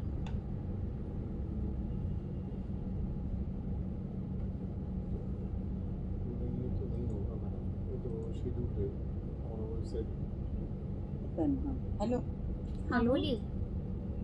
मेरा एक सवाल है मैम। पहले आप अपने स्कूल और अपना परिचय। अच्छा कहाँ से ठीक आप है, मेरा बोल नाम रही हैं, किरण बताइए। भगत है। मैं Nalanda English day high school की शिक्षिका हूँ, हाँ, ये जो नागर बाजार में है। नमस्कार। और मैं, हाँ नमस्ते। मेरा एक सवाल है, जो परियोजना हम लोग पिछले वर्ष कर रहे थे, A4 साइज में ही रहेगा वैसे सेम, और दोनों पिक्चर वगैरह कितने, ये आपने नहीं चर्चा की, कितने पिक्चर वगैरह संबंधित, जैसे समझ लीजिए साक्षात्कार और लेखन है, या समझ लीजिए डायरी अगर है, उसमें हम पिक्चर संग्रह, चित्र संग्रह कैसे करेंगे? वो तो ठीक है, भक्ति काल का जैसे समय आप पहले परियोजना तैयार कराते थे, बिल्कुल वही तरीका अपनाना है। आप यदि A4 साइज पेपर में करते थे तो वो भी चलेगा, और यदि आप एक फाइल, प्रोजेक्ट फाइल है, वो भी यदि आप तैयार करते थे तो वो भी आप कर सकते हैं। यहाँ तो पूरी तरह शिक्षक पर ही छोड़ा गया है। सिर्फ हमारी अच्छा। तरफ से थोड़ा सा दिशा निर्देश करने की कोशिश की है हमने कि इस रास्ते का यदि अनुसरण करें तो अच्छा होगा, लेकिन बाध्यतामूलक कोई बात नहीं है। बाध्यता बस यही है कि 15 नंबर लिखित के लिए होगा और 5 नंबर वाइवा या मौखिक प्रश्न के लिए होगा। तो ये हम लोग कब करेंगे? परियोजना का जो समय द्वितीय सेमेस्टर में दिया गया है, द्वितीय तो सेमेस्टर। परीक्षा, हाँ हाँ, द्वितीय सेमेस्टर में परीक्षा के पहले एक टाइम निर्देश होना चाहिए कि मेरा सारे सिलेबस कंप्लीट। वेबसाइट पर मिलेगा वो। नहीं, अच्छा, वो आप द्वितीय और चतुर्थ सेमेस्टर में आपको करना है। क्लास 11 के लिए सेकंड सेमेस्टर में ये आपको कराना है। आपको अपने पाठ्यक्रम के बीच से ही वो समय निकालना होगा, क्योंकि 20 घंटे की अवधि आपको दी गई है। 20 घंटे की अवधि, जो 100 घंटे हैं पूरे एक सेमेस्टर के लिए, उसमें 20 घंटे जो है वो आपको सुधारात्मक कक्षा के लिए और इसके अलावा परियोजना के लिए, वो आप अपने हिसाब से बांटिए। आप 5 घंटे परियोजना में देंगी और 15 घंटे सुधारात्मक को, या सुधारात्मक को 5 घंटे देकर, ये 20 घंटे हैं। इसी के अंदर ये आपको काम करना है और बाकी 80 घंटों में पाठ्यक्रम खत्म करना है। और प्रश्न थे, अगर साहित्य की किताब जैसे बोले भक्ति काल या ऐसे व्याकरण की निर्दिष्ट पुस्तिका होती, बहुत सहायता होती है। पिछले वर्ष भी नहीं था, हम लोग बच्चों को साहित्य वगैरह इधर उधर, ऐसे क्या रहता है कि बच्चे गाइड बुक में जाते हैं। गाइड बुक तो जाना ही नहीं चाहिए। ऐसे अगर किताब पढ़ेंगे, अध्ययन करेंगे तो समझेंगे। वो ज़्यादातर लोग क्या होता है ना, मैंने पढ़ते हैं और बस उसको कॉपी करके लिख देते हैं, कुछ ध्यान नहीं। यहाँ तो एक बात ये है कि यहाँ पाठ्यक्रम के अंदर व्याकरण नहीं है, तो गाइड पढ़ने से कोई लाभ नहीं होने वाला है। यहाँ व्याकरण उन्हें सीखना ही पड़ेगा, क्योंकि कहीं से भी हिंदी के किसी भी स्रोत से आप व्याकरण का चीज पूछ सकती हैं। हालांकि व्याकरण बहुत ही हल्के हैं, लिंग वचन कारक ये सब तो आप छोटी कक्षाओं से कराते रहे हैं, तो उसके लिए गाइड की जरूरत पड़ेगी या पुस्तक अलग से दिया जाएगा। मेरे ख्याल से इसकी आवश्यकता इतनी नहीं है। अच्छा ठीक है। हाँ, उसके अगर लिए मैं आप क्या प्रतियोगी परीक्षाओं की जो पुस्तकें मिलती हैं हाँ, बाजार हाँ। में बच्चों के लिए, वो कह सकती हैं आप उसमें पढ़िए। उससे क्या होगा, 4 प्रश्न वो और भी पढ़ेंगे, उससे अपठित बोध भी उनके लिए सही होगा। तो वो सब वो किया जा सकता है, वो आप बाजार देखो से मैं ही तैयार कीजिए। क्या नहीं, बोलना साहित्य चाहिए? वाली जैसे भक्ति काल की साहित्य वाली जो बोली स्वर्णिम जो ये था, हाँ, इसके लिए हम क्या हम ही लोग बना के देंगे, क्योंकि वो अपनी वो पुस्तक कोई निर्दिष्ट नहीं। पुस्तक नहीं है। निर्दिष्ट पुस्तक नहीं, उसमें आप एक रूपरेखा बच्चों को दीजिएगा कि ऐसे ऐसे तैयार कर सकते हो आप। ऐसा तो हम लोग पहले भी करते थे, जब भी हाँ प्रोजेक्ट करते थे। बनवाते थे उस तो समय भी मेरी को एक प्रश्न सवाल उठता था कि क्यों नहीं पुस्तिका दे गई, ताकि वो लोग जैसे हमारी एकादश द्वादश की पुस्तक है तो पढ़ते, वो भी पढ़ते। जनरली वो जब नहीं होता है ना तो बहुत कम ही बचे, तीक्ष्ण बुद्धि वाले पढ़ेंगे, सामान्य बुद्धि वो तो उतना परिश्रम करने चाहते, बोले मैं किताब पुस्तक ही तो नहीं। ठीक है मैम। अच्छा, सेकेंड सेमेस्टर द्वितीय सेमेस्टर में क्या प्रश्न पत्र यदि बोर्ड से आपको आएंगे, ये काउंसिल प्रश्न से? इसका किताब से लेकर कोई लेना देना है तो आप काउंसिल के वेबसाइट में जाकर ये प्रश्न पूछ सकती ये है। बात पूछ सकती हैं, या ये अब- मांग सकती हैं कि इसके लिए एक पुस्तक काउंसिल निर्दिष्ट। रखे। लेकिन इसके लिए हम कुछ नहीं लगता। सहायता कर सकते, आपको वहीं पर ये चेष्टा करनी है। और सेकेंड सेमेस्टर में क्या प्रश्न पत्र काउंसिल से परिषद से आएंगे? सेकंड हमें में नहीं, बनाना। थर्ड और फोर्थ में। ओ, हमें ही बनाना पड़ेगा, कॉपी वगैरह भी हमारे ही चेक करना। नहीं, जी। प्रश्न पत्र सोचिए कि क्या पता वहां से आएंगे, थर्ड फोर्थ मान 12 में नहीं, तब वहां 12 से का आएंगे। तो प्रश्न पत्र जो है 12 थर्ड का और प्रश्न फोर्थ काउंसिल पत्र से। पूरा पूरा काउंसिल से काउंसिल। आएगा, वो पूरा काउंसिल के हाथ में है। हाँ, सिर्फ एकादश का प्रथम और द्वितीय हाँ। सेमेस्टर जो है वो सिर्फ और सिर्फ विद्यालय करेगा। इन्हें विद्यालय अपनी इच्छा अनुसार प्रश्न देगा, जैसा कि आप चर्चा हुई है उस आधार पे आप प्रश्न बनाएंगी। लेकिन कक्षा द्वादश में यानी तृतीय सेमेस्टर और चतुर्थ सेमेस्टर जो है, इसका दायित्व पूरा का पूरा काउंसिल के ऊपर है। काउंसिल ही प्रश्न बनाएगा, काउंसिल की सारी व्यवस्था रहेगी। अब पास की अंक वही है, 24। 80% ही ना, 80%, 40 का 16 और जब 80 का होगा तो 32 नंबर। 80 में 24, 80 ओ में सॉरी 24, सॉरी 30%। 12, 12 होंगे। हाँ, 40 से 12, 12 40 होगा। से 12। अच्छा, असल में हमारे विद्यालय में हम लोग 40 में कराते हैं, जान के बच्चे खैर, थोड़ा कोई ये बात करें। नहीं। हाँ, ठीक है, हाँ। अच्छा कराते हैं। ठीक है। और ठीक है, जब तक अब पेपर तो मैं बना चुकी हूँ, हमारे स्कूल में हाँ, समय दी ये थोड़ा सा समय पहले सीमा होता दी तो गई ज्यादा 13 अच्छा होता, ये 13 बात अगस्त की समय सीमा थी। मैं तो तभी मैंने इंतजार करते हुए 15, 20, 16 तारीख को जमा दी हूँ। आपका जो मिला उसी अनुसार बनाई हूँ। अब एक सैंपल पेपर जब आप नहीं लाएगा तो जाना पड़ेगा विद्यासागर भवन से, अभी तक तो मेरे पास नहीं है, मैं जाके जा ये नहीं तो- पा रही हूँ, वहाँ से लूँगी हाँ, ये तो तो ज़्यादा आपकी व्यक्तिगत परेशानी है, इसके लिए आप खुद ही से- इस वर्ष इसकी बहुत से जानकारी हो जाएगी, मेरी जो मतलब संधियाँ हैं जो मैंने क्लियर हो जाएंगे, स्पष्ट हो जाएंगे। ठीक है, ठीक है, नमस्ते। धन्यवाद। हाँ, इसके बाद हम लोग देख पा रहे हैं यहाँ विभा विभा वर्मा, वर्मा। हाँ, कृपया अनम्यूट करें विभा जी। Hello ma'am. हाँ, नमस्ते। पहले हाँ, आप नमस्ते। अपने विद्यालय और किस क्षेत्र से आप हमसे जुड़ रही हैं ये बताइए। मैं कोलकाता नेशनल हाई स्कूल से बोल रही हूँ। जी। मेरा कई सवाल है इस नए सिलेबस को लेकर के। नए सिलेबस में जो गबन और इसके अल्टरनेटिव जो ग्लोबल गांव के देवता को दिया हुआ है, हाँ, तो जब OMR शीट का 40 नंबर का जो क्वेश्चन आ रहा है 1 to 40, तो वो सारा तो आप दोनों ही नोबेल रहेगा, ऑप्शन में बिल्कुल रहेगा? नहीं, आप अपने स्कूल में एक चुन लेंगी ना। आपके स्कूल में दोनों किताबें रखी गई है क्या?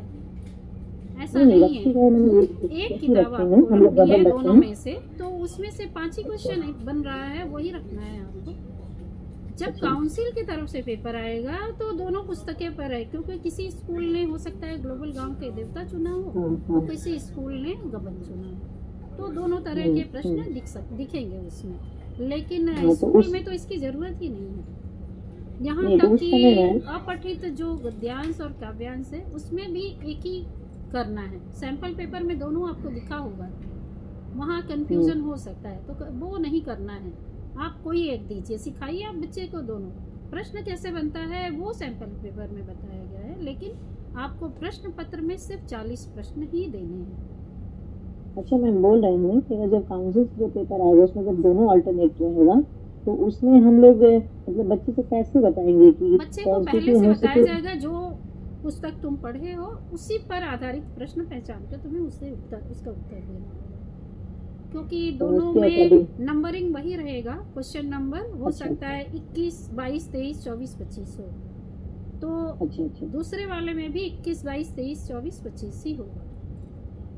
तो वो पहला वाला या दूसरा वाला 21 से 25 तक वो अटेम्प्ट करेगा, दोनों नहीं अटेम्प्ट करेगा। जो पढ़ा नहीं वो कैसे बता सकता है वो? हाँ, अपठित गद्यांश में भी सेम रूल्स है।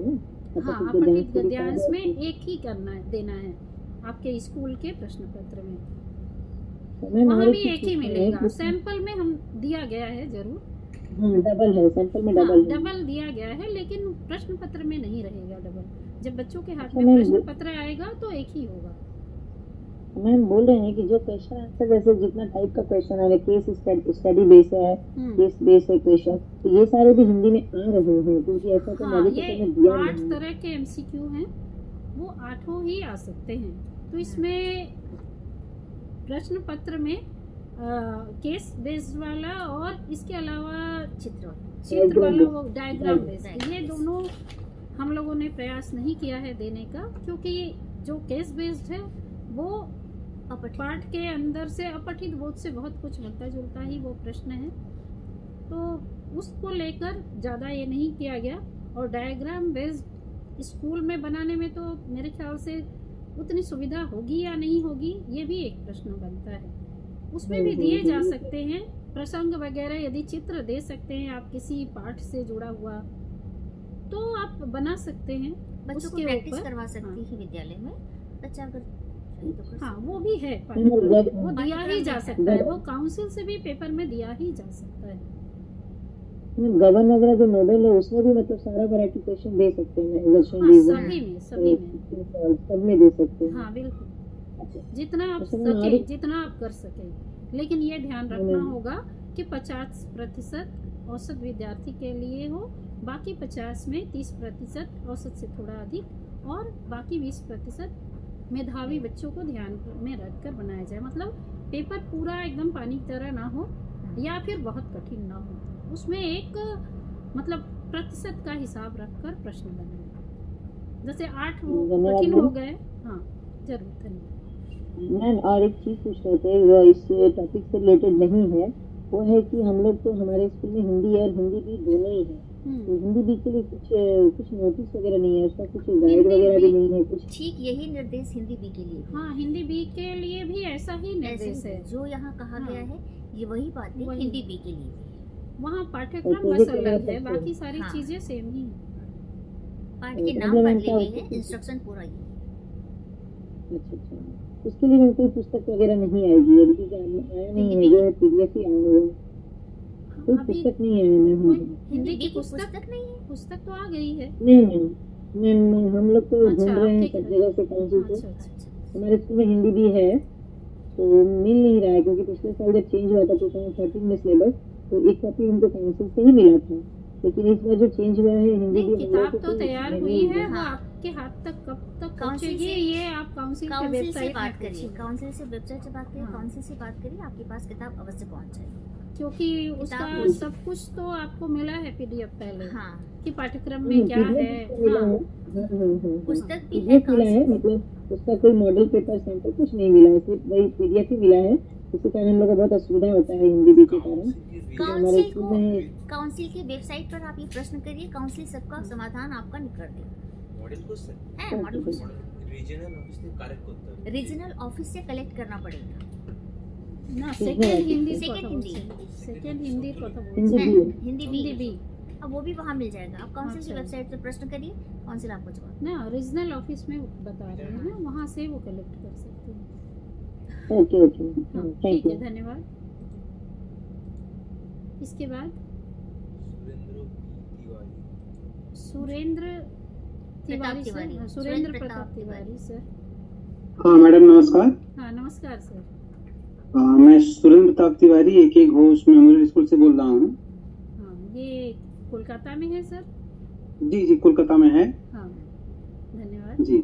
हाँ, और ओके राइट। क्या प्रश्न? हाँ जी, प्रश्न है सेकंड सेमेस्टर में आपने कहा कि अगर बच्चे ने पाठ, रचनाकार, सप्रसंग और व्याख्या भी लगभग सही लिखा है, लेकिन अगर वर्तनी आपने कहा था पूरा अंक देना, उसको पूरा अंक देने के लिए वर्तनी एक बात तो है। लेकिन हाँ। लेकिन अगर बाय द वे उसकी वर्तनी स्पेलिंग करीब 60% अगर रॉन्ग हो तब तो वहाँ अपने आप ये कम हो जाएगा सर। मार्क्स कम हो जाएगा। तो क्योंकि नंबर काटा वर्तनी जाएगा। तो अपने बिल्कुल आप काटा ही जाएगा। हिंदी में हर जगह उसके साथ शामिल है। हम्म। वर्तनी को तो आप छोड़ ही नहीं सकते। आपने वहाँ पर कुछ ऐसे निर्देश नहीं दिए थे या कुछ ऐसे विचारधारा नहीं रखी थी, हाँ तो इससे वो कमी रह गई है। उसकी तरफ ध्यान दिलाने के लिए धन्यवाद सर। ओके बिल्कुल सर। वर्तनी अच्छा। पर बिल्कुल ध्यान देना है सर। जी जी, वर्तनी पर भी हम लोगों को ध्यान देकर के हाँ। पूर्णांक नंबर देना होगा। हाँ, बाकी चीजों आगे- को तो उसे निभाना ही है। साथ ही जी, वर्तनी जी। हमेशा हर प्रश्न में वर्तनी के बारे में उसे निर्देश देना होगा कि उसको ध्यान देखिए दें। फर्स्ट सेमेस्टर में प्रथम सत्र में तो हमें वर्तनी का कोई आवश्यकता नहीं है, नहीं। क्योंकि वहाँ पर बच्चा एमसीक्यू को टिक करेगा और नंबर अपना पाएगा। अगर राइट हुआ तो राइट, रॉन्ग हुआ तो रॉन्ग। हाँ बिल्कुल। लेकिन द्वितीय सत्र में जिसे हम सेकंड सेमेस्टर कहेंगे, उसमें वर्तनी हमें जरूरत होगी। बिल्कुल जी, तो अगर वहाँ पर वर्तनी बच्चे की भूल होती है तो उस हिसाब से शिक्षक अपने विवेक के आधार पर जी, उसे नंबर अंक दे सकता है। हाँ जी बिल्कुल। जी। अच्छा, और एक प्रश्न जो क्लास 12 के 4th सेमेस्टर से जो टॉपिक है कि किन्हीं दो कहानियों या कविता का तुलनात्मक, तो क्या यह दो रचनाकार की होगी या एक ही रचनाकार की जरूरी दोनों नहीं, रचना कुछ होगी? भी। यदि आपके मान निर्भर लीजिए है। विषय ऐसा है कि जिसमें तुलना की जा सकती है, वो हाँ। दो अलग अलग कवियों की बिल्कुल हो सकती है। अच्छा, जैसे आशावादी मैंने तो- कविता आपने बच्चन की भी पाई और किसी और दूसरे कवि की भी पाई, तो जरूर आप दे जी। सकते हैं। एक ही जैसी भावबोध वाली जहाँ पर तुलनात्मकता की जा सकती है, ये शिक्षक के विवेक पर ही है कि वो कहाँ से क्या देना चाहेंगे। कहानियां भी जी। एक ही तरह की समस्या या एक ही तरह की बहुत दो अलग अलग राइटर की हम लोगों ने बहुत सारी पढ़ी। ये जी। पाठ्य पुस्तक के बाहर से ही करना है, पाठ्य ये पुस्तक में ही नहीं करना। हाँ, निश्चित रूप से बाहर से ही रहेगा। थोड़ा सा पाठ्येतर भी बच्चे पढ़ सके, ये हमारी कोशिश है। बहुत सुंदर। जी जी, बहुत सुंदर।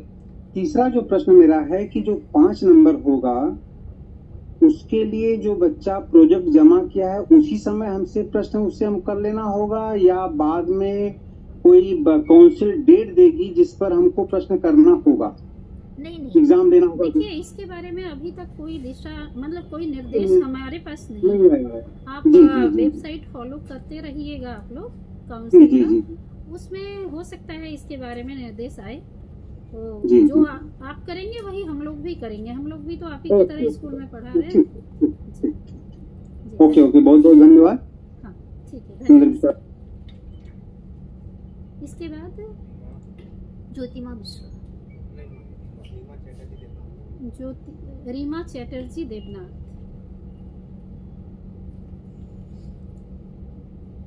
नमस्कार मैम। हाँ नमस्ते। नमस्ते रीमा मैम जी।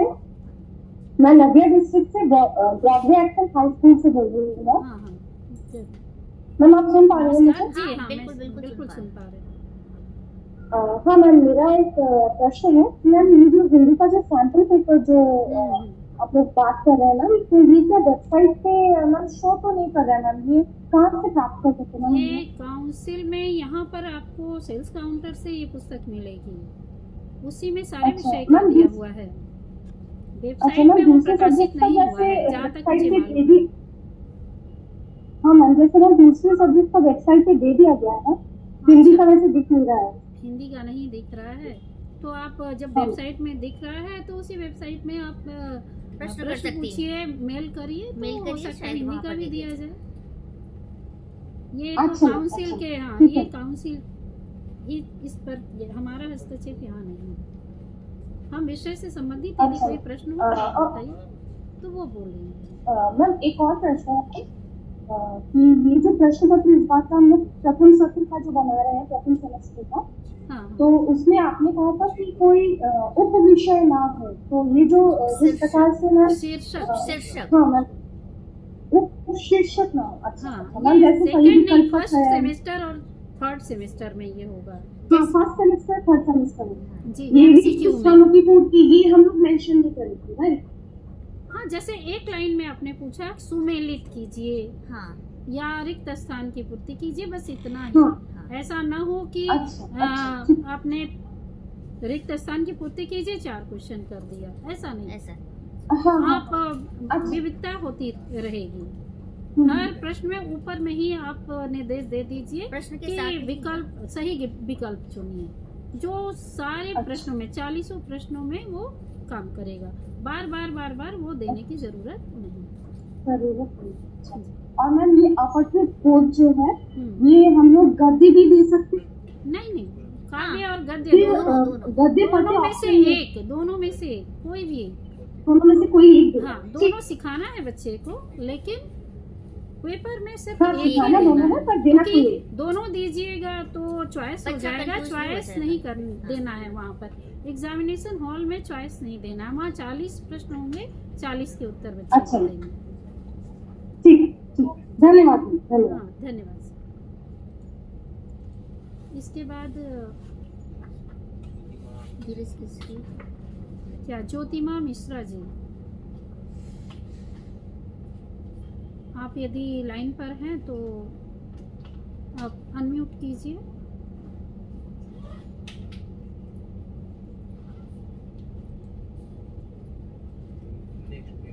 धीरज केसरी सर।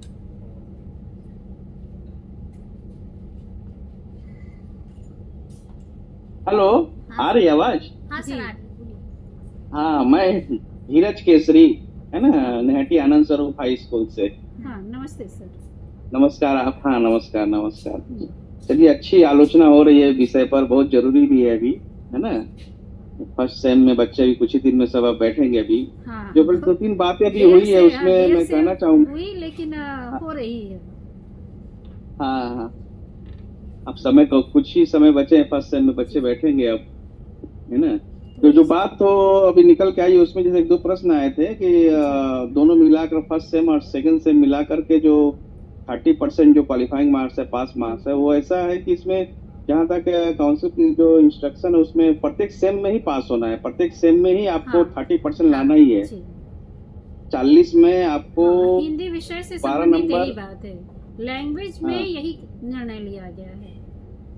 हाँ, कि 40 में आपको 12 अगर आते हैं तो फिर आपको सेकंड सेम में आपको सप्ली देना होगा, वो फर्स्ट सेम का भी एग्जाम आपको, हाँ हाँ। मतलब जो अगर इस तरह की कोई लेकिन वो- दुविधा है तो मतलब हाँ, वो पूरी तरह से आप वेबसाइट में इस सारे निर्देश हाँ, वो दिए जो हैं, भी है उसमें उसको follow टोटल करने से इंस्ट्रक्शन दे आपको तो पता बच्चे भी, चलेगा। क्योंकि पहली बार सब बच्चे बैठ रहे हैं इस तरह के जो बदलाव आए हैं पद्धति में, एग्जामिनेशन की परीक्षा पद्धति में, तो क्लियर है कि प्रत्येक सेम में ही पास होना है।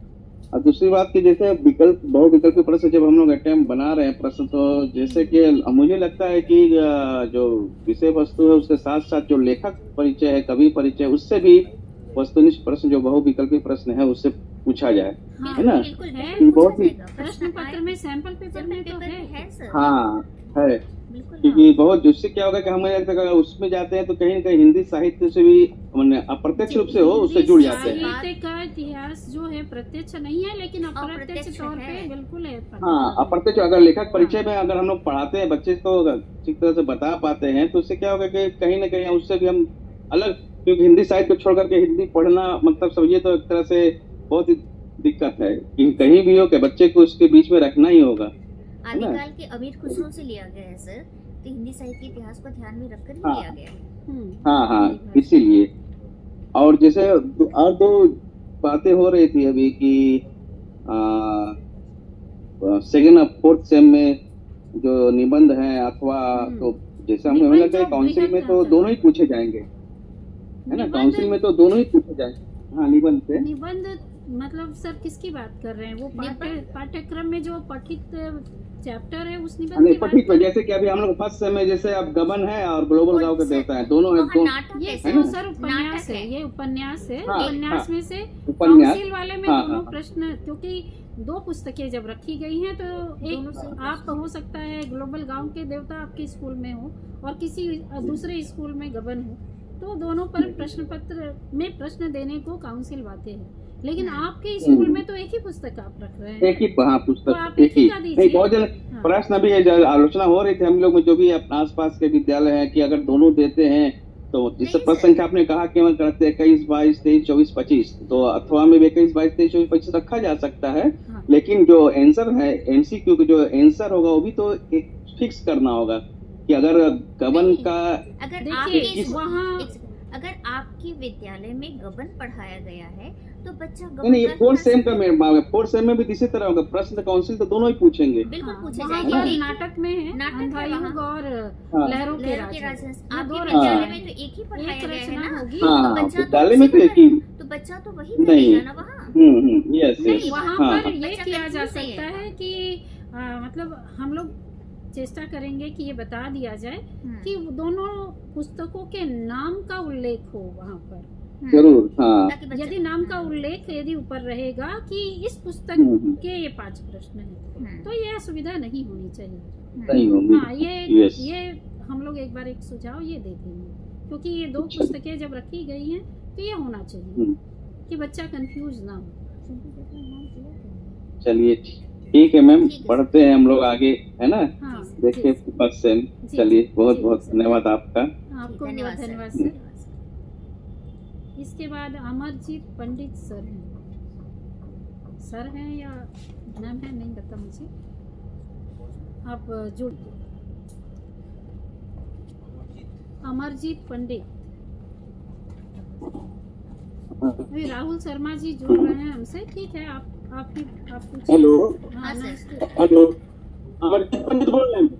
हाँ सर बोलिए। अच्छा सर, दोनों नमस्कार मैम।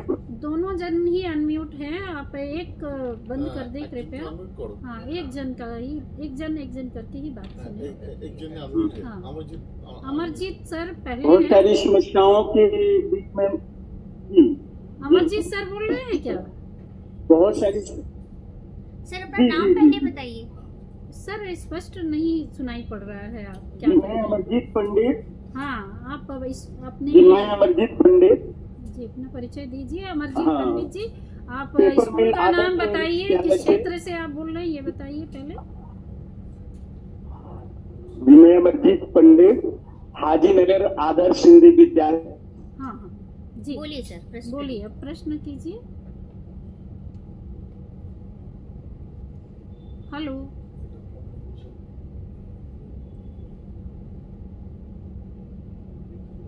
सर हम लोग सुन नहीं पा रहे हैं। अच्छा राहुल शर्मा जी।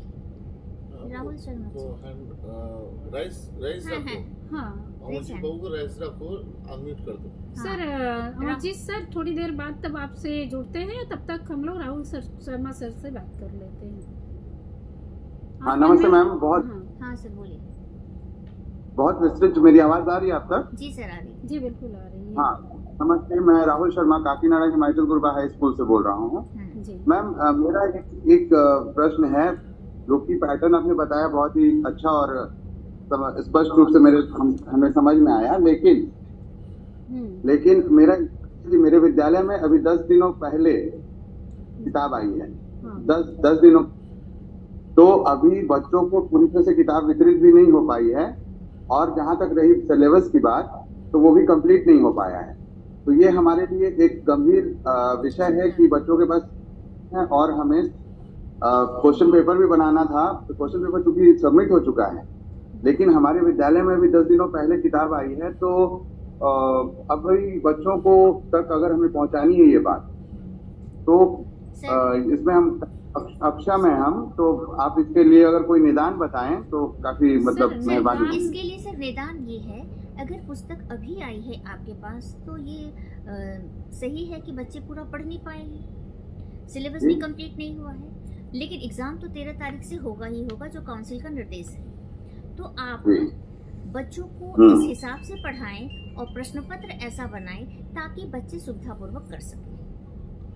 अच्छा, प्रश्न मतलब कह हमें रहे हैं को पहले थोड़ा- जमा कर चुके हैं, वो कह रहे हैं तो प्रश्न। स्कूल में ही तो आपने जमा किया प्रश्न ना। कैसे जमा किया? आपको निश्चित रूप से पीडीएफ वगैरह कुछ तो मिला होगा। हाँ, तो उसी हमारे आधार स्कूल पर में भी देखिए मैं पीडीएफ आया था, तो हम मैं लोगों ने बता रहा बच्चों हूँ। को जेरोक्स वगैरह करने को कहा। एक सेकंड, जैसे मैं, मेरे कहने का मतलब यह है कि जैसे मान लीजिए कि मैंने 3 चैप्टर पढ़ा है, हाँ। मेरा सीधा मेरे प्रश्न का केंद्रीय विषय यह है कि मैंने 3 चैप्टर पढ़ा है, तो क्या मैं उस प्रश्न को अगर बनाऊं, प्रश्न पत्र बनाऊंगा तो उन 3 चैप्टर्स को ही आधार बनाकर बनाऊंगा? देखिए, काउंसिल के निर्देश में तो ऐसा नहीं नहीं, है, बिल्कुल ऐसा नहीं है। अब ये आपका कुछ व्यक्तिगत सोच पर निर्भर करता है कि आप क्या करेंगे।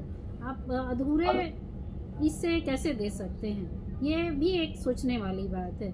लेकिन इसका हल हम लोग नहीं कर सकते, निदान आपको ही खोजना पड़ेगा कि आप कैसे बच्चों को पूरा का पूरा सिलेबस करवाएंगे, क्योंकि ये हम लोग कैसे बता सकते हैं। वेबसाइट में पहले से पुस्तक आ चुकी थी पीडीएफ की, उसका पीडीएफ आ चुका था और हम लोगों ने भी उसी के माध्यम से बच्चों को सिलेबस पूरा ये कराया। प्रथम साल है, सबको काफी थोड़ी परेशानी जरूर हुई है, अवश्य है, लेकिन हाँ। पीडीएफ का प्रिंट आउट कराकर तो बच्चों को पढ़ाया गया। हम लोगों ने भी वही किया, आपको ये करना ये- चाहिए नहीं, ना। तो बिल्कुल मैंने भी वही किया, लेकिन सभी बच्चों ने नहीं निकाला है। सभी बच्चों ने नहीं निकाला, 2 या 3 बच्चों ने निकाला, तो या इसका 4 बच्चों ने समाधान निकाला। इसका आप समाधान स्वयं तो करिए। स्वयं आप अपने स्कूल आप मैनेजमेंट से बात स्वयं करिए। करना होगा। हाँ। हाँ, ये हम लोग क्या बता सकते हैं, आप ही बताइए।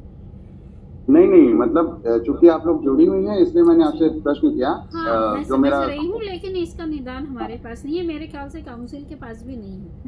काउंसिल ने अच्छा। अपनी वेबसाइट में ये डाल भी दिया था कि ये है। हम्म। इसके अलावा पीडीएफ भी हमारे स्कूलों में, मतलब हम सब शिक्षकों को मिल गया था, जिसके आधार पे हम लोग सिलेबस करा रहे थे। पुस्तकें तो अभी कुछ दिनों पहले हमारे बच्चों को भी मिली, लेकिन हम लोगों ने सिलेबस खत्म किया, क्योंकि नया सिलेबस है, बच्चे डर जा रहे हैं कैसे पूरा करें। तो सारी चीजों से हम भी गुजरे हैं, तो हम लोगों ने और जैसे कि प्रायः आप भी ऐसे कर हर सकते एक थे, विद्यालय इन समस्याओं से यही मैं गुजरा है। कहूँगी, और कोई बात नहीं, मैं नहीं लेकिन कह सकती। कराना तो होगा। ठीक है सर, और कोई बात नहीं हो तो धन्यवाद। बाद में हाँ, इसके बाद सुरेंद्र ज्योतिमा मिश्रा, जी, ज्योतिमा मिश्रा जी। हाँ बोलिए ज्योतिमा जी। अनम्यूट वो किए नहीं है, अनम्यूट कीजिए यदि आप हो लाइन पे तो। हाँ, अनम्यूट करके प्रश्न करिए।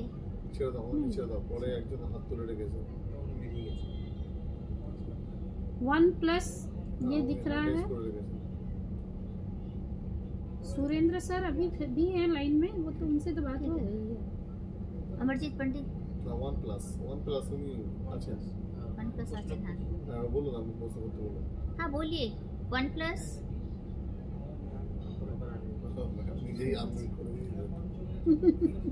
अमरजीत पंडित, आपका कोई प्रश्न है? वो इधर यहाँ लोग कोई। लगाकर इसके बाद दीप नारायण शाह, हाँ बोलिए। वन प्लस अच्छा, हाँ बोलिए। आपकी आवाज नहीं आ रही है।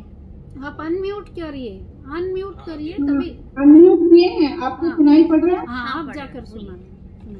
नमस्ते मैडम, मैं नदिया जिले के Kalyani free Indian high school से बोल रही हूँ। हाँ, ये एक इंग्लिश मीडियम स्कूल है। यहाँ पर अधिकतर बच्चों की सारी सब्जेक्ट इंग्लिश में हैं। तो हिंदी यहाँ पर एक ही पढ़ाई होती है, और चूंकि ये प्राइवेट इंग्लिश मीडियम स्कूल है, यहाँ पर अधिकतर स्टूडेंट साइंस रिलेटेड है, साइंस और कॉमर्स से होते हैं, ह्यूमैनिटीज से होते ही नहीं है। तो ये जो नया पाठ्यक्रम आया है, और इसमें जो आपने कहा कि हिंदी साहित्य के इतिहास के ऊपर कोई भी चैप्टर या अलग से जैसे पुराने सिलेबस में था वैसा नहीं है। बच्चे क्लास 5, 6, 7, 8, 9, 10 एक्चुअली मैं क्लास लेती हूँ 6 में भी, 8 में भी, 9 में, 10 में, 11 में, 12 में। तो चूंकि यहाँ पर बच्चों का साहित्य के साथ कोई परिचय होता ही नहीं है, और बच्चे हिंदी को सिर्फ एक फर्स्ट लैंग्वेज के रूप में पढ़ते हैं। तो ऐसे बच्चों के लिए ये नया सिलेबस, जिसमें साहित्य का कोई भी थोड़ा सा भी इंट्रोडक्शन सेकेंडरी सेक्शन में नहीं होता है, पुराने पहले के बाकी जो 3-4 सिलेबस था, आज से शायद 20-22 साल तक हम पढ़ा रहे हैं 12 में, तो देख रहे हैं साहित्य के इतिहास बोल करके उनको टच करवाया जाता था 11 से 12 में भी। तो इसके लिए अगर मैं हिंदी साहित्य का स्वर्ण युग भी बोलूं, या किसी साहित्यकार के बारे में उनके लिए छायावाद शब्द, भारतेंदु युग, प्रगतिवाद, प्रयोगवाद, ये सारे शब्द उनके लिए अपरिचित शब्द है, क्योंकि 9-10 की किताब में भी कहीं पर ऐसे शब्दों से वो परिचित नहीं है। अगर एमसीक्यू के परिचय तो मैम आप ही को देना पड़ेगा ना, नहीं, हम मान रहे हैं, लेकिन बच्चों को अचानक से अगर हम लोग इसके और ऊपर से इसको वो लोग जब देखेंगे, मैम मैं एक बात बताना चाहती हूँ, बच्चे जब देखेंगे कि ये इन शब्दों के साथ कोई लॉन्ग क्वेश्चन या कोई पार्ट नहीं है, तो उनकी रुचि इसमें उत्पन्न होगी ही। और ऊपर से हम जब एमसीक्यू के प्रश्न करेंगे, उसमें क्या बाध्यतामूलक है कि हमें साहित्य रिलेटेड कोई प्रश्न हम उससे पूछ ले? एक प्रश्न वो है। दूसरा प्रश्न ऐसा है, ऐसे कई क्षेत्र है जहाँ पर विंग्स ऑफ फायर जो दिया गया है एपीजे अब्दुल कलाम के, ऐसे शहरों के शहरतली स्कूल है जहाँ पर इन सब विषयों पर उनके लिए ज्ञान पाना, एबीसीडी जब था ऑप्शनल, उसमें एबीसीडी लिखना उनके लिए मुमकिन नहीं होता था, जो पुराने सिलेबस में ऐसी कॉपी भी हम लोग के पास आती थी। आप क्या कहीं किसी को लग नहीं रहा है कि इन बच्चों के लिए संभव होगा 1 घंटा 15 मिनट में इतना बड़ा विषय वो लोग कैसे कंप्लीट करेंगे? विज्ञान के बच्चे प्रैक्टिकल के क्लास के सिवा विद्यालय आते नहीं है, तो उनको ये सारी चीजें किस तरह से हम लोग कंप्लीट कराए, किस तरह से बोले मैडम हमको तो कुछ समझ में नहीं आ रही है। बच्चों की रुचि होती नहीं है जो लोग विज्ञान लेकर पढ़ते हैं हिंदी के लिए, ऊपर से हिंदी का इतना बड़ा बोझ, इतना इस बार का सिलेबस मतलब उनके लिए बहुत बड़ा एक बोझ आ जा रहा है। हिंदी मीडियम स्कूल के साथ आप कहना क्या चाहती हैं मैम? आप कहना क्या चाह रही हैं? क्या चाहती हैं? मैडम हम लोग किस तरह से आप सारी बातें बोलिए, आपके बात का मूल तथ्य क्या है वो बताइए। आप सारी बातें कहिए, हम लोग किस तरह के बच्चों को ये सिलेबस किस तरह से मैडम पूरा अगर आप जैसे आपके स्कूल में फर्स्ट लैंग्वेज हिंदी तब रखना ही नहीं चाहिए था, सेकेंड लैंग्वेज रखते, जब इंग्लिश मीडियम ही है स्कूल तो सेकेंड लैंग्वेज हिंदी रख सकते थे। इसके अलावा ये सारी समस्याएं तो आपको सुलझानी होगी। हिंदी ए का सिलेबस यदि बनेगा तो हिंदी ए पढ़ने वाले विद्यार्थी के हिसाब से ही तो बनेगा, और साहित्य का इतिहास आप चाहती है कि नहीं चाहती है ये भी स्पष्ट नहीं हो रहा। आपके प्रश्न क्या है ये समझ में हमारे नहीं आ रहा है, ये एक समस्या हो रही है। आप हमसे ये सिलेबस हम लोग किस तरह से कंप्लीट कराए मैडम, ये अगर सुझाव थोड़ा आप दे दीजिए तो बहुत। कंप्लीट तो आप जैसे एक शिक्षिका है, मैं भी हूँ, मैं भी पढ़ा रही हूँ, ये मेरे साथ जो मेरी मित्र बैठी है भी एक शिक्षिका है, हम लोग स्कूल लेवल में ही पढ़ाते हैं, एचएस के विद्यार्थी को ही पढ़ाते हैं, तो हम लोग जैसे पढ़ा रहे हैं वैसे ही तो आप भी पढ़ा रही हैं। इसके पहले भी तो आप पढ़ाती रही हैं, जो सिलेबस इसके पहले पढ़ाती रही हैं, जैसे पढ़ाती रही हैं, इस सिलेबस को भी वैसे ही पढ़ाएंगी, ऐसा कुछ नया तो नहीं है। मैं साहित्य के इतिहास से प्रश्न देना अनिवार्य नहीं है। नहीं, साहित्य के इतिहास अलग से कुछ नहीं है। अच्छा, लेखक परिचय के साथ जो पूछा जाएगा, लेखक परिचय दिया हुआ है उसमें से प्रश्न पूछे जा सकते हैं, बल्कि आसान हो गया और इजी हो गया। साहित्य के इतिहास तो इतनी मोटी अलग से किताब थी, उसमें से तो प्रश्न आएगा, जब तो सरल हो गया है।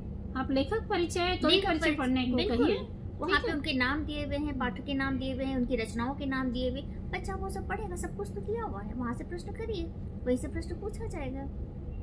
और परियोजना में आप उसको चुनाव मत कीजिए, परियोजना में बहुत सारे विषय दिए गए, आप किसी और विषय को चुन लीजिए। दूसरा विषय चुनने से परियोजना हस्तलिखित होगा या कंप्यूटर में टाइप करके? हस्तलिखित 11 और 12 दोनों में। बिल्कुल हाँ। Okay madam, okay. यही सब छोटी छोटी चीजों की प्रॉब्लम्स हो जाती है इंग्लिश मीडियम स्कूल में, थोड़ा सा वो आपको ही झेलना पड़ेगा, वो हम लोग कैसे सहायता कर सकते हैं। और कोई विषय से संबंधित प्रश्न होता है तो जरूर हम लोग चेष्टा करते हैं। ठीक है मैम, प्रश्न देना तो मुश्किल होता है, वो तो आप छोड़ दीजिए, आप 6 पर ही बनाइए, केस बेस्ड भी तो सैंपल में भी नहीं दिया गया। हाँ, वैसा ही प्रश्न बनाया गया है। ठीक है, धन्यवाद। कुमारी यादव।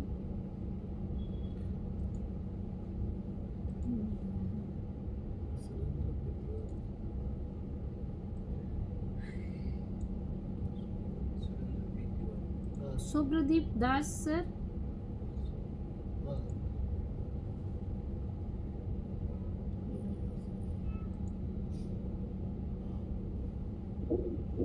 हेलो, हाँ सर बोलिए। हाँ, पहले तो नमस्कार मैडम। हाँ नमस्कार। हाँ, मैं झारग्राम नेताजी आदर्श उच्च विद्यालय से बोल रही हूँ। मेरा नाम रीना कुमारी यादव है। अच्छा, नाम यहाँ कुछ और दिख रहा था। हाँ, वो मेरे बेटे का नाम है। अच्छा। सर उसका आईडी मेरे ही आईडी से करता, तो अपना वो करके रखा है, उसी में उसका नाम दिखाता है। ठीक है मैडम, जो मुझे जानना था वो पहले सर लोग प्रश्न पूछ चुके हैं, फिर भी मैं एक बार आपसे पूछती हूँ। जो परियोजना कार्य पर आधारित है ये, ऐसे तो मैंने उसको 2500 शब्दों में लिखा जाएगा बोल रही है, 2500, और टोटल मार्क्स तो 20 रहता है उसका प्रोजेक्ट के लिए, परियोजना के लिए। तो कोई असुविधा नहीं है। हाँ, वो तो होता ही है, 19-20 हो जाएगा उतना बच्चों को। करनी है, यदि जी कम भी आप दे देंगी पूरा नंबर तो हम क्या कर लेंगे। नहीं, वो बात तो है, वो कोई बात नहीं है। नहीं, मैं बोल रही हूँ जो 15 मार्क्स है, 15 प्लस 5, 15 और 5, वो क्या काउंसिल से किया गया ना, बट जस्ट आप लोग माने मीटिंग के माने जरिए ये माने सिलेबस कमेटी में तय किया गया है। अच्छा, सिलेबस कमेटी, हर विषय की सिलेबस कमेटी यहाँ बताई गई और वहाँ पर लोगों को निर्देश दिया गया कि आप अपने विषय के ऊपर अपना बनाइए। वहाँ जो तय हुआ वही बात आपको बताई जा रही। माने 5 मार्क्स का माने हम सभी को माने ओरल लेना पड़ेगा। हाँ, जो परियोजना बनाएंगे उसी पर हम क्वेश्चन पूछ सकते हैं, उसी पर आधारित। बच्चा जो करेगा उसी पर। हाँ, उसी पर आधारित। वो तो बच्चे अपने चूज करेंगे। ने तैयार किया है वो आप लीजिए और वो तो ऑप्शन है, बच्चे जिस पर बनाए उसी पर। जो बच्चे जिस विषय पर बना रहे हैं परियोजना, उस बच्चे को उस विषय पर ही हम पूछ सकते हैं, यही तो। और मैडम एक सवाल है, जैसा कि मैंने हाँ, जैसा कि उपन्यास, जैसे 11 में उपन्यास गबन है और नरेंद्र जी का भी है, ग्लोबल गांव के देवता। तो काउंसिल की बात नहीं कर रही हूँ, काउंसिल में तो दोनों पर प्रश्न पूछे जाएंगे, दोनों ही ऑप्शन रहेगा। हम लोग स्कूल से जो कर रहे हैं, जैसे मैं गबन रखी हूँ अपने स्कूल में, गबन बच्चों को खरीदाई हूँ, गबन करा रही हूँ, तो मैं सिर्फ गबन पर आधारित क्वेश्चन ही कर सकती हूँ। हाँ, उसको ऑप्शन देने की जरूरत नहीं है। नहीं, आप क्यों देंगी? मैं तो एक ही रखती हूँ। हाँ, एक ही रखती हूँ जब, इसलिए।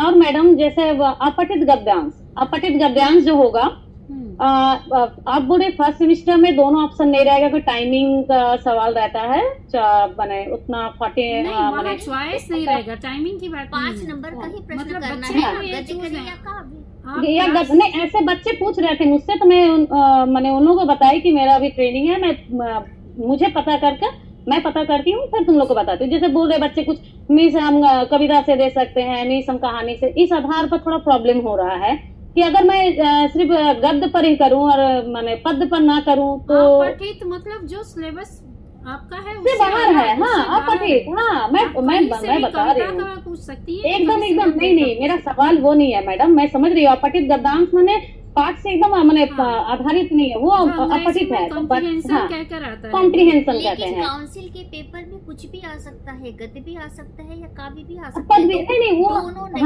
रहेगा।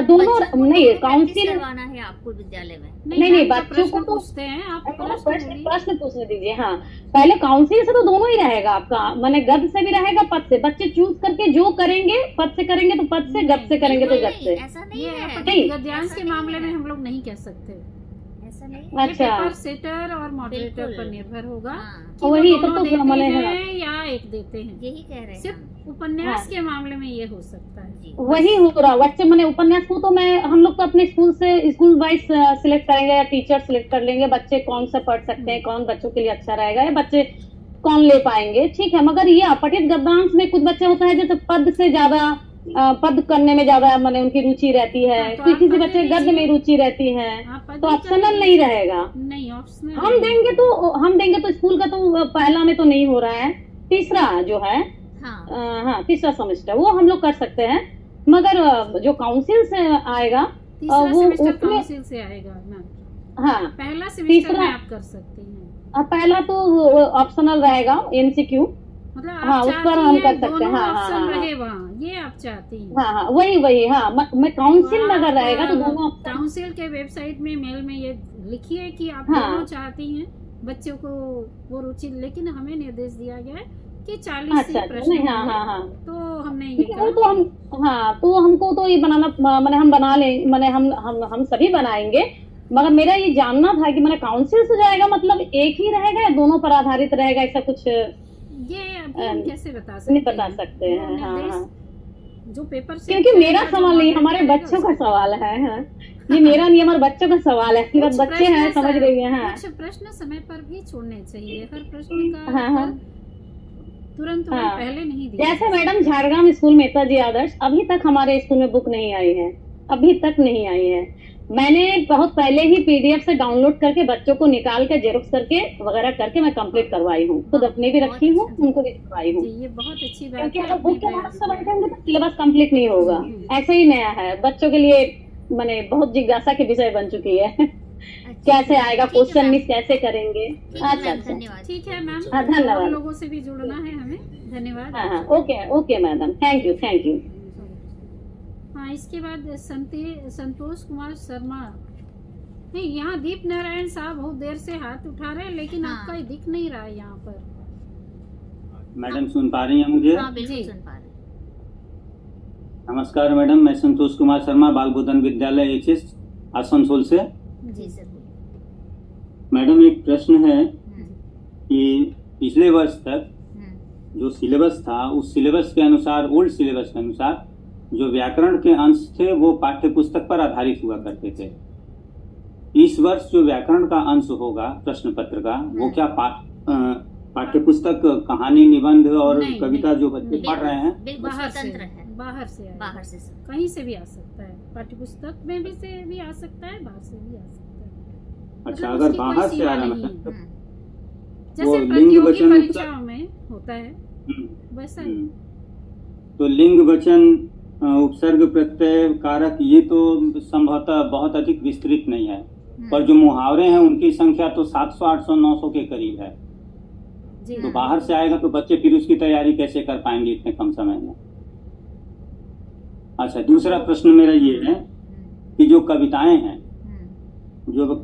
हैं उनसे शिल्पगत विशेषता संबंधित क्या बहुविकल्पीय प्रश्न पूछे जाएंगे? नहीं, बहुविकल्पीय प्रश्न में ये प्रश्न कहाँ से, शिल्प वगैरह तो सेकंड सेमेस्टर और फोर्थ सेमेस्टर के लिए है।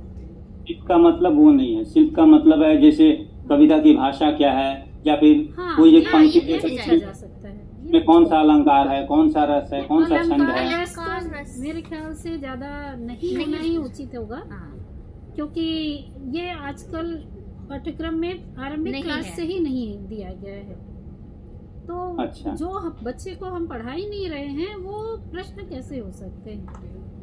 मैं इसलिए पूछ रहा हूँ मैडम, मैं इसलिए पूछ रहा हूँ क्योंकि जैसे बच्चे ये फर्स्ट सेम के बाद सेकंड सेम में जाएंगे, उनको वहाँ ससंदर्भ व्याख्या, सप्रसंग व्याख्या, वहाँ भावगत शिल्पगत विशेषताएं बच्चों को लिखनी होंगी। तो बच्चे अगर फर्स्ट सेम में पढ़ेंगे नहीं तो सेकंड सेम में जाकर फिर वो लिखेंगे कैसे? फिर वहाँ उनको अलग से पढ़ाना होगा। और अगर वो शुरू से ही पढ़ते जाएं, अगर अलग है, वहाँ का पाठ्यक्रम तो अलग है। आपको तो सेकेंड सेमेस्टर का जो पाठ्यक्रम है उसको सेकेंड में पढ़ाना है और उस पर उस ढंग का प्रश्न बनाना है। फर्स्ट सेमेस्टर से सेकेंड सेमेस्टर से कोई संबंध तो है नहीं।